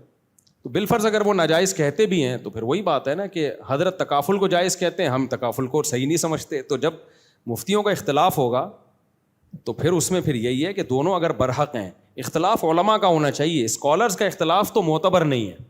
علماء کا جو اس فیلڈ کے ماہر ہیں ان کا جب اختلاف ہوگا نا تو پھر اس میں پھر یہ ہے کہ ایک قول احتیاط پر مبنی ہے اور ایک قول گنجائش پر مبنی ہے. جیسے تکافل کو ہم جائز نہیں سمجھتے, لیکن اگر کوئی تکافل میں مبتلا ہے تو اب اس پہ حرام کے فتوے نہیں لگاتے ہم, کہ گناہ کے حرام کے تو ناجائز تو ہم کہتے ہیں, لیکن گناہ گار کے نہیں فتوے. وجہ اس کی ہے کہ وہ ایک بڑے مفتی کے قول پر کے فتوے پر عمل کر رہا ہے, حضرت مفتی تقی عثمانی صاحب کے. تو ہم اس کو کہتے ہیں بھائی احتیاط اسی میں ہے اور گنجائش اس قول میں ہے. تو اختلاف کا فائدہ بھی یہی ہوتا ہے کہ دونوں قول آپ کے سامنے آ جاتے ہیں تو اس میں لچک پیدا ہو جاتی ہے. سمجھتے ہو کہ نہیں سمجھتے ہو. ابھی ڈاکٹر ذاکر نائک پہ کسی نے اعتراض کیا نا, ڈاکٹر صاحب پہ کسی نے اعتراض کیا تھا کہ آپ نے اس کو ڈانٹا کسی عیسائی کو, یا تو انہوں نے کہا بھائی صاحب بڑے اچھے اسٹائل میں اردو بولتے ہیں, بھائی صاحب یہ دعوت جو ہے ہماری فیلڈ ہے, ہمیں پتہ ہے. صحیح ہے نا, بالکل صحیح بات کی. انہوں نے کہا بھائی دعوت ہماری فیلڈ, ہمیں پتہ ہے کون سا عیسائی ایسا ہے جو سچی مچی میں اشکال کر رہا ہے اور کون سا ایسا ہے جو جس کا مقصد اشکال نہیں ہے, اعتراض ہے اور وہ مقصد اس کا گڑبڑ پیدا کرنا ہے. ٹھیک ہے نا, وہ اپنی تبلیغ کے لیے آیا ہوا ہے یہاں پہ. تو کوئی غیر مسلم واقعی دل سے سوال پوچھے گا تو اس کا جواب اس کو ملے گا, اور اگر وہ کوئی مقصد ہی اس کا غلط ہے تو ڈاکٹر صاحب کہتے ہیں ہمیں پتہ ہے کہ کون صحیح نیت سے آئے, کون یہ آپ کا بھائی صاحب یہ آپ کی فیلڈ نہیں. مجھے بڑا اچھا اسٹائل لگا ان کا. ڈاکٹر صاحب کے اس طرز عمل سے کوئی اختلاف کرے نہ کرے, لیکن اصول تو ٹھیک ہے نا بھائی. دعوت کی فیلڈ کا آدمی جو ہوتا ہے نا وہ دعوت کے نشیب و فراز کو زیادہ سمجھتا ہے, تو اس فیلڈ میں وہ ماہر ہے. حضرت مفتی تقی عثمانی صاحب کی بہت ساری کتابیں ڈاکٹر صاحب نے پڑھی ہیں عیسائیت کے بارے میں, اور ان کتابوں سے ڈاکٹر صاحب نے سیکھا ہے اور مناظرے کیے ہیں. حضرت مفتی تقی عثمانی صاحب ایک مجلس میں فرما رہے تھے کہ ڈاکٹر صاحب نے میری کتاب پڑھی ہے, اس کے باوجود جب کوئی غیر مسلم مناظرے کی بات کرتا ہے تو میں ڈاکٹر صاحب کا ریفرنس دیتا ہوں, ان سے جاؤ, کیونکہ یہ فیلڈ کس کی ہے, ڈاکٹر صاحب. حالانکہ وہ دلائل عین ممکن ہے مفتی تقی صاحب کی کتابوں سے ڈاکٹر صاحب نے لیے ہوں, لیکن جو کتاب کا رائٹر ہے, جس کی کتاب پڑھ کے ڈاکٹر صاحب فائدہ اٹھا رہے ہیں, وہ رائٹر کہہ رہا ہے بھائی کتاب تو میری فیلڈ ہے, دلائل جمع کرنا میری فیلڈ ہے, لیکن مناظرہ بالکل ایک الگ فن ہے. یہ عین ممکن ہے آپ کے پاس دلائل کے انبار ہوں لیکن آپ مناظرہ ہار جاؤ, کیونکہ آپ کو وہ دلائل پیش کرنا نہیں آ رہے ہوتے, سامنے والے کی چالاکیوں کو آپ سمجھ نہیں رہے ہوتے. سمجھتے ہو, جو بحث کرتے ہیں نا وہ بحث کر کے اس فیلڈ میں ماہر ہو جاتے ہیں, ان کو پتا ہوتا ہے کہ یہ جو سوال پوچھ رہا ہے اس کے پیچھے کیا مقصد ہے. تو کتنے بڑے عالم حضرت مفتی تقی صاحب, لیکن انہوں نے یہ اعتراف کیا کہ جب غیر مسلم سے مناظرے کی بات ہوتی ہے تو انہوں نے کہا کہ میری کتاب ڈاکٹر صاحب نے پڑھی ہے, دلائل میری کتاب سے عین ممکن ہے, ساری کتابیں مفتی تقی صاحب کی نہیں, بعض کتابوں کی عین ممکن ہے میری کتاب سے دلائل دے رہے ہوں, لیکن میں ریفرنس کس کا دے دیتا ہوں, بھائی ڈاکٹر صاحب. بھائی وہ کیونکہ اس کے نشیب و فراز کو سمجھ چکے ہیں. دیکھو اور آسان مثال دوں, امام ابو حنیفہ رحمہ اللہ تعالیٰ کا بعض دفعہ اپنے شاگرد امام ابو یوسف سے اختلاف ہوتا ہے قضا کے مسئلوں میں, عدالت کے مسائل میں. جو عدالت سے متعلق فقہی مسائل ہیں نا, ان میں بعض دفعہ امام ابو حنیفہ کی رائے کچھ اور ہوتی ہے اور ان کے شاگرد امام ابو یوسف کی رائے کچھ اور ہوتی ہے. شاگرد چھوٹے ہیں, ابو حنیفہ کیا ہیں, بڑے ہیں. لیکن فقہ حنفی میں اصول ہے عدالتی فیصلوں سے متعلق اگر امام ابو حنیفہ کی رائے اور امام ابو یوسف کی رائے میں اختلاف ہو جائے تو ابو یوسف کے قول پہ فتویٰ دیا جائے گا, امام ابو حنیفہ کے قول پہ فتویٰ نہیں دیا جائے گا. سوال پیدا ہوتا ہے بھائی آپ تو امام حنیفہ کو مانتے ہو, آپ تو کہہ رہے ہو ہم فقہ حنفی ہم تو ان کی اتباع کرتے ہیں, تو ان کے شاگرد کو کیوں لے رہے ہو؟ تو ہدایہ میں اس کا جواب لکھا ہے لیس الخبر کالمعاینہ, کہ امام ابو یوسف جج رہے ہیں, جبکہ امام ابو حنیفہ نے تو بادشاہ کے اصرار کے باوجود بھی جج بننے سے انکار کر دیا. بادشاہ نے لالچ بھی دی, کوڑے بھی لگائے, امام صاحب نے کہا نہیں بنوں گا میں, جج نہیں بنوں گا میں, قاضی نہیں بنوں گا. اس میں بہت ساری حکمتیں تھیں. امام ابو یوسف پریکٹیکلی قاضی رہے ہیں وہ. تو کہتے ہیں جنہوں نے پریکٹیکل کر کے دیکھا ہے نا, عدالتی مسائل میں رہے ہیں, ان کی رائے زیادہ مستند ہے, کیونکہ بعض رائے ایسی ہوتی ہیں آپ کو تجربہ ہے نہیں تو آپ وہ رائے تو دے دیتے ہو لیکن سوسائٹی میں وہ چلنے والی نہیں ہوتی. جیسے امام ابو حنیفہ کا موقف کیا ہے, 2 گواہ جب کسی کے دعوے پہ پیش کیے جائیں گے وہ دونوں کا پورا نیک ہونا ضروری ہے, کسی بھی گناہ میں وہ مبتلا نہ ہو, نیک گواہ ہوں. اب امام ابو یوسف نے دیکھا بھائی ایسے تو بہت سارے لوگوں کے حقوق ضائع ہو رہے ہیں, اس نے اس کے پیسے کھا لیے, 2 بندے لے کر آیا, ہمیں یہ پتہ ہے سچے ہیں, لیکن ہر سچا ہر طرح سے نیک تھوڑی ہوتا ہے. کسی کی یعنی داڑھی تو اس زمانے میں سب رکھا کرتے تھے, کسی میں کوئی خرابی کسی میں کوئی خرابی, تو ان کا فتویٰ یہ ہے کہ بھائی 2 آدمی بس اتنا ہونا کافی ہے کہ لوگ ان کو سچا کہتے ہوں, نیک ہونا ضروری نہیں ہے, سچا ہونا کافی ہے. اب عدالتوں میں کیا یہ چل رہا ہے نیک ہونا ضروری ہے؟ نہ بھائی, سچا ہونا کافی ہے. جج یہ دیکھتا ہے کہ سچ بول رہا ہے کہ نہیں بول رہا. نیک لوگ ہیں تو مارکیٹ میں بندے کیا ہیں, شارٹ. کہیں نہ کہیں کسی کی تحقیق میں جاؤ گے کچھ نہ کچھ نکلے گا. 4-6 آدمی جو جنت میں جانے کے لیے میں اکثر نام بتاتا رہتا ہوں, وہ 4 آدمی ہر جگہ گواہی دینے کہاں جا سکتے ہیں؟ آپ کیا خیال ہے بھائی؟ پھر ایک کو میں نیک سمجھ رہا ہوں, دوسرا کہہ رہا ہے یہ نیک نہیں ہے. تو پریکٹیکلی امام ابو یوسف کے قول کو لیا گیا ہے. سمجھتے ہو گے نہیں سمجھتے. اسی طرح دیکھو فقہ حنفی نے چونکہ دنیا پہ حکومت کی نا, امام شافعی رحمہ اللہ تعالیٰ فرماتے ہیں نکاح میں بھی 2 گواہوں کا نیک ہونا ضروری ہے, جبکہ امام ابو حنیفہ کہتے ہیں نیک نہ بھی ہو تو نکاح ہو جائے گا, شرابی کبابی بھی ہو, بے نمازی بھی ہو, نکاح ہو جائے گا. امام شافعی ہمارے لیے 100 بار قابل احترام ہے, لیکن پریکٹیکلی امام شافعی کا یہ قول سوسائٹی میں چل سکتا ہے؟ بھائی کہاں سے دولہا نیک گواہوں کو لے کر آئے گا بھائی؟ خود نیک نہیں ہے وہ, 40 سال میں شادی کر رہا ہے. اللہ کرے گناہ نہ کی ہوں, ہم تو اچھی نیتی کرتے ہیں, اچھی. تو ایک منٹ بیٹا, تو اس لیے کچھ چیزیں پریکٹیکلی نہیں ہوتی ہیں تو وہ پھر سوٹیبل نہیں ہوتی ہے سوسائٹی کے لیے. تو اس لیے بار بار ایک بات میں دہراتا ہوں, جو جس کی فیلڈ ہے, فتویٰ مفتیوں کی فیلڈ ہے, وہی اس میں رائے دے سکتے ہیں. اس میں مناظر اور اس جو دیگر مذہبی اسکالر ہیں, داعی ہیں, ان کی رائے کا اعتبار نہیں ہے. اسی طرح دعوت یا مناظرہ, دعوت سے ہٹ کے الگ چیز ہے مناظرہ, یہ مناظروں کی فیلڈ ہے. تبھی میں مناظرہ نہیں کرتا, مجھے پتا ہے مناظرے باقاعدہ سیکھنا پڑتا ہے, میں مناظرہ نہیں کرتا. آپ کہتے ہو پھر جہلم کیوں گیا تھا؟ میں مناظرے کے لیے گیا ہی نہیں تھا, میں تو بات چیت کے لیے گیا تھا. اب آپ کو کان ادھر سے پکڑو ادھر سے پکڑو برابر ہے. تو بھائی یہی تو بات ہے, جو مناظر نہیں ہے تم اس کے سامنے بھی نہیں بیٹھے یار, تو مناظر کے سامنے تو آپ سوال ہی پیدا نہیں ہوتا, پھر بیٹھ جاتے. تو مناظرہ ایک باقاعدہ فیلڈ ہے. تو میں کبھی اس طرح مناظروں کا چیلنج نہیں دیتا لوگوں کو, اگر دیا بھی ہے تو میرا مقصد تھا بحث بات چیت, لیکن اس میں بھی وہ بندہ ہی بھاگ گیا تھا سامنے سے. یہ 2010 یا 11 کی بات ہے, وہ بھی نہیں آیا. تو باقاعدہ ایک فیلڈ ہے, تو جو جس کی فیلڈ ہے وہ اسی پہ جچتی ہے. میڈیکل سائنس ڈاکٹروں کی فیلڈ ہے, حکمت کس کی فیلڈ ہے؟ حکیموں کی. تو ہر شخص ہر چیز میں جب ٹانگ اڑائے گا نا, اور پاکستانیوں کو اللہ نے قسم اٹھا کے کہہ سکتا ہوں یہ اعزاز دیا ہے کہ ہر شخص سب کچھ ہے یہاں پہ. ہر شخص کیا ہے یہاں پہ؟ سیاستدان بھی ہے وہ, اس کو فوج کا بھی پتہ ہے, اسٹیبلشمنٹ کا بھی پتہ ہے, عمران خان کا بھی پتہ ہے, مونف الرحمان کا بھی پتہ ہے, نواز شریف کو پتہ ہے, مریم نواز کا بھی پتہ ہے, پیپلز پارٹی کا بھی پتہ, جماعت اسلامی کا بھی پتہ, اس کو مہنگائی کا بھی پتہ, ڈالر کے ریٹ فیک نیچے گئے ہوئے ہیں یا سچی مچی میں آئے ہوئے ہیں یہ بھی پتہ ہے, ملک کے حالات کدھر کو جا رہے ہیں یہ بھی پتہ ہے, کوا حلال ہے حرام ہے, مچھلی حلال ہے حرام ہے, یوٹیوب کی ارننگ حلال ہے حرام ہے, اور اللہ بھلا کرے طلاق ہو گئی ہے کہ نہیں ہوئی ہے. ہر چیز میں ہر آدمی کیا ہے؟ فنٹر. انڈا گرم ہوتا ہے کہ ٹھنڈا ہوتا ہے؟ صحیح ہے نا. جگر کے لیے یہ دوا. آپ یوٹیوب پہ کسی سے آپ کو کھانسی ہو رہی ہے نا, ہر نمازی آپ کو کہے گا مفتی صاحب آپ کو کھانسی دیکھ رہا ہوں 2 دن سے, آپ ایسا کریں گڑ نہیں ہے گڑ, ہاں ہے, گرم پانی کریں گڑ گھولیں اس میں, پھر کیا ہوگا؟ گڑ میں پھر آپ ادرک کا پانی ملائیں, پھر کیا ہوگا؟ اس کو گھمائیں آپ صرف 2 کپ پی لیں, زندگی بھر کے لیے کھانسی ختم. اچھا یہاں کوئی بھی کام ایسا نہیں ہے جو زندگی بھر کے لیے نہ ہو. جب بھی کوئی نسخہ بیان کرے گا رزلٹ اس کا قیامت تک کے لیے گارنٹی دے کے جائے گا. یہاں پہ کھلا کیا رہا ہے؟ تو ادرک کھلا رہا ہے یار. اگر ادرک سے ایسی جڑ سے ہی ختم ہو رہا ہے سب کچھ, مجھے لگتا ہے یہ جڑ سے ہمیں نہ ختم کر دے کہیں. تو ہر آدمی یوٹیوب پہ بھی تو یہ نہیں ہوتا بھائی, سب کو سب کچھ پتا نہیں ہوتا. لا ادری کہنا سیکھو, یہ سیکھو کہ مجھے معلوم نہیں ہے. میرے پاس آتے ہیں نا تو میں شادیاں وادیاں ہیں نا میری, تو لوگ آتے ہیں مردانہ قوت کے لیے فلانا, میں کہتا ہوں بھائی یہ حکیموں ڈاکٹروں سے رابطہ کرو. کہہ رہے نہیں آپ کی اتنی شادیاں. میں نے کہا بھائی تو شادیوں سے حکیم تھوڑی بن جاتا ہے آدمی, شادیوں سے حکیم تھوڑی بن جاتا ہے آدمی. جس کی فیلڈ ہے اس کے پاس جاؤ یار. تو ہر چیز ہر آدمی فنٹر بنا ہوا ہے.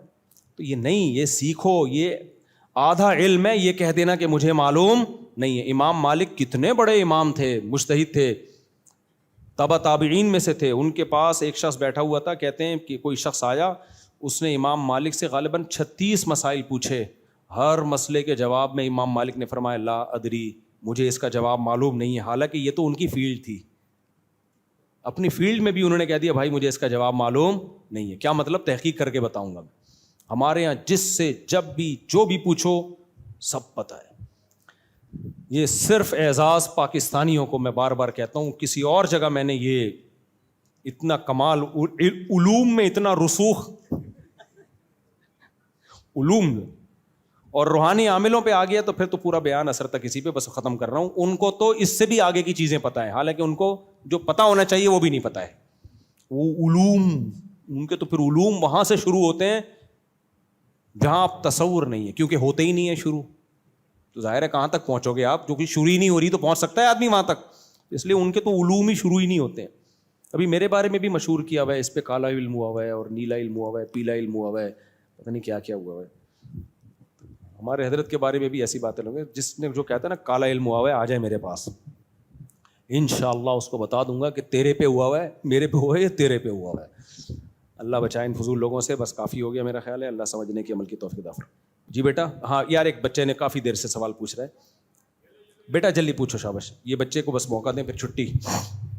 السلام علیکم. مجھے آپ سے سوال پوچھنا تھا کہ اکثر میں جو نا شارٹس پہن کے آتا ہوں، گھٹنے سے نیچے ہوتے ہیں میرے، لیکن لوگ پھر بھی منع کرتے ہیں کہ نہیں پہن کے آیا کرو. ہاں کہہ رہے بچہ پوچھ رہا ہے، اکثر بچے شارٹس پہن کے آتے ہیں جو گھٹنے سے نیچے ہوتے ہیں، پنڈلیاں کھلی ہوئی ہوتی ہیں، پھر بھی بڑے انکل منع کرتے ہیں کہ نہیں پہن کے آیا کرو. دیکھو بیٹا، بچوں کو تو پراپر ڈریس پہننا چاہیے نا، چھوٹے بچوں کو خاص طور پہ. گھٹنے تک بھی کسی نے ایریا چھپا لیا تو نماز ادا ہو جائے گی، لیکن بچوں کو بہرحال پورے کپڑے ہی پہنائیں. تو وہ جو انکل کہتے ہیں نا پورے کپڑے پہنا کے آیا کرو، تو وہ غلط نہیں کہتے، ٹھیک ہے؟ پورے کپڑے پہن کے آ جایا کرو. نماز تو ہو جاتی ہے، نماز کا میں نہیں کہہ رہا، لیکن مسجد میں ویسے بھی پراپر ڈریس. اب میں بنیان پہن کے آ جاؤں مسجد میں تو لوگ یہی کہیں گے مولوی صاحب کیا ہو گیا، بنیان پہن کے گھوم رہے ہو آپ.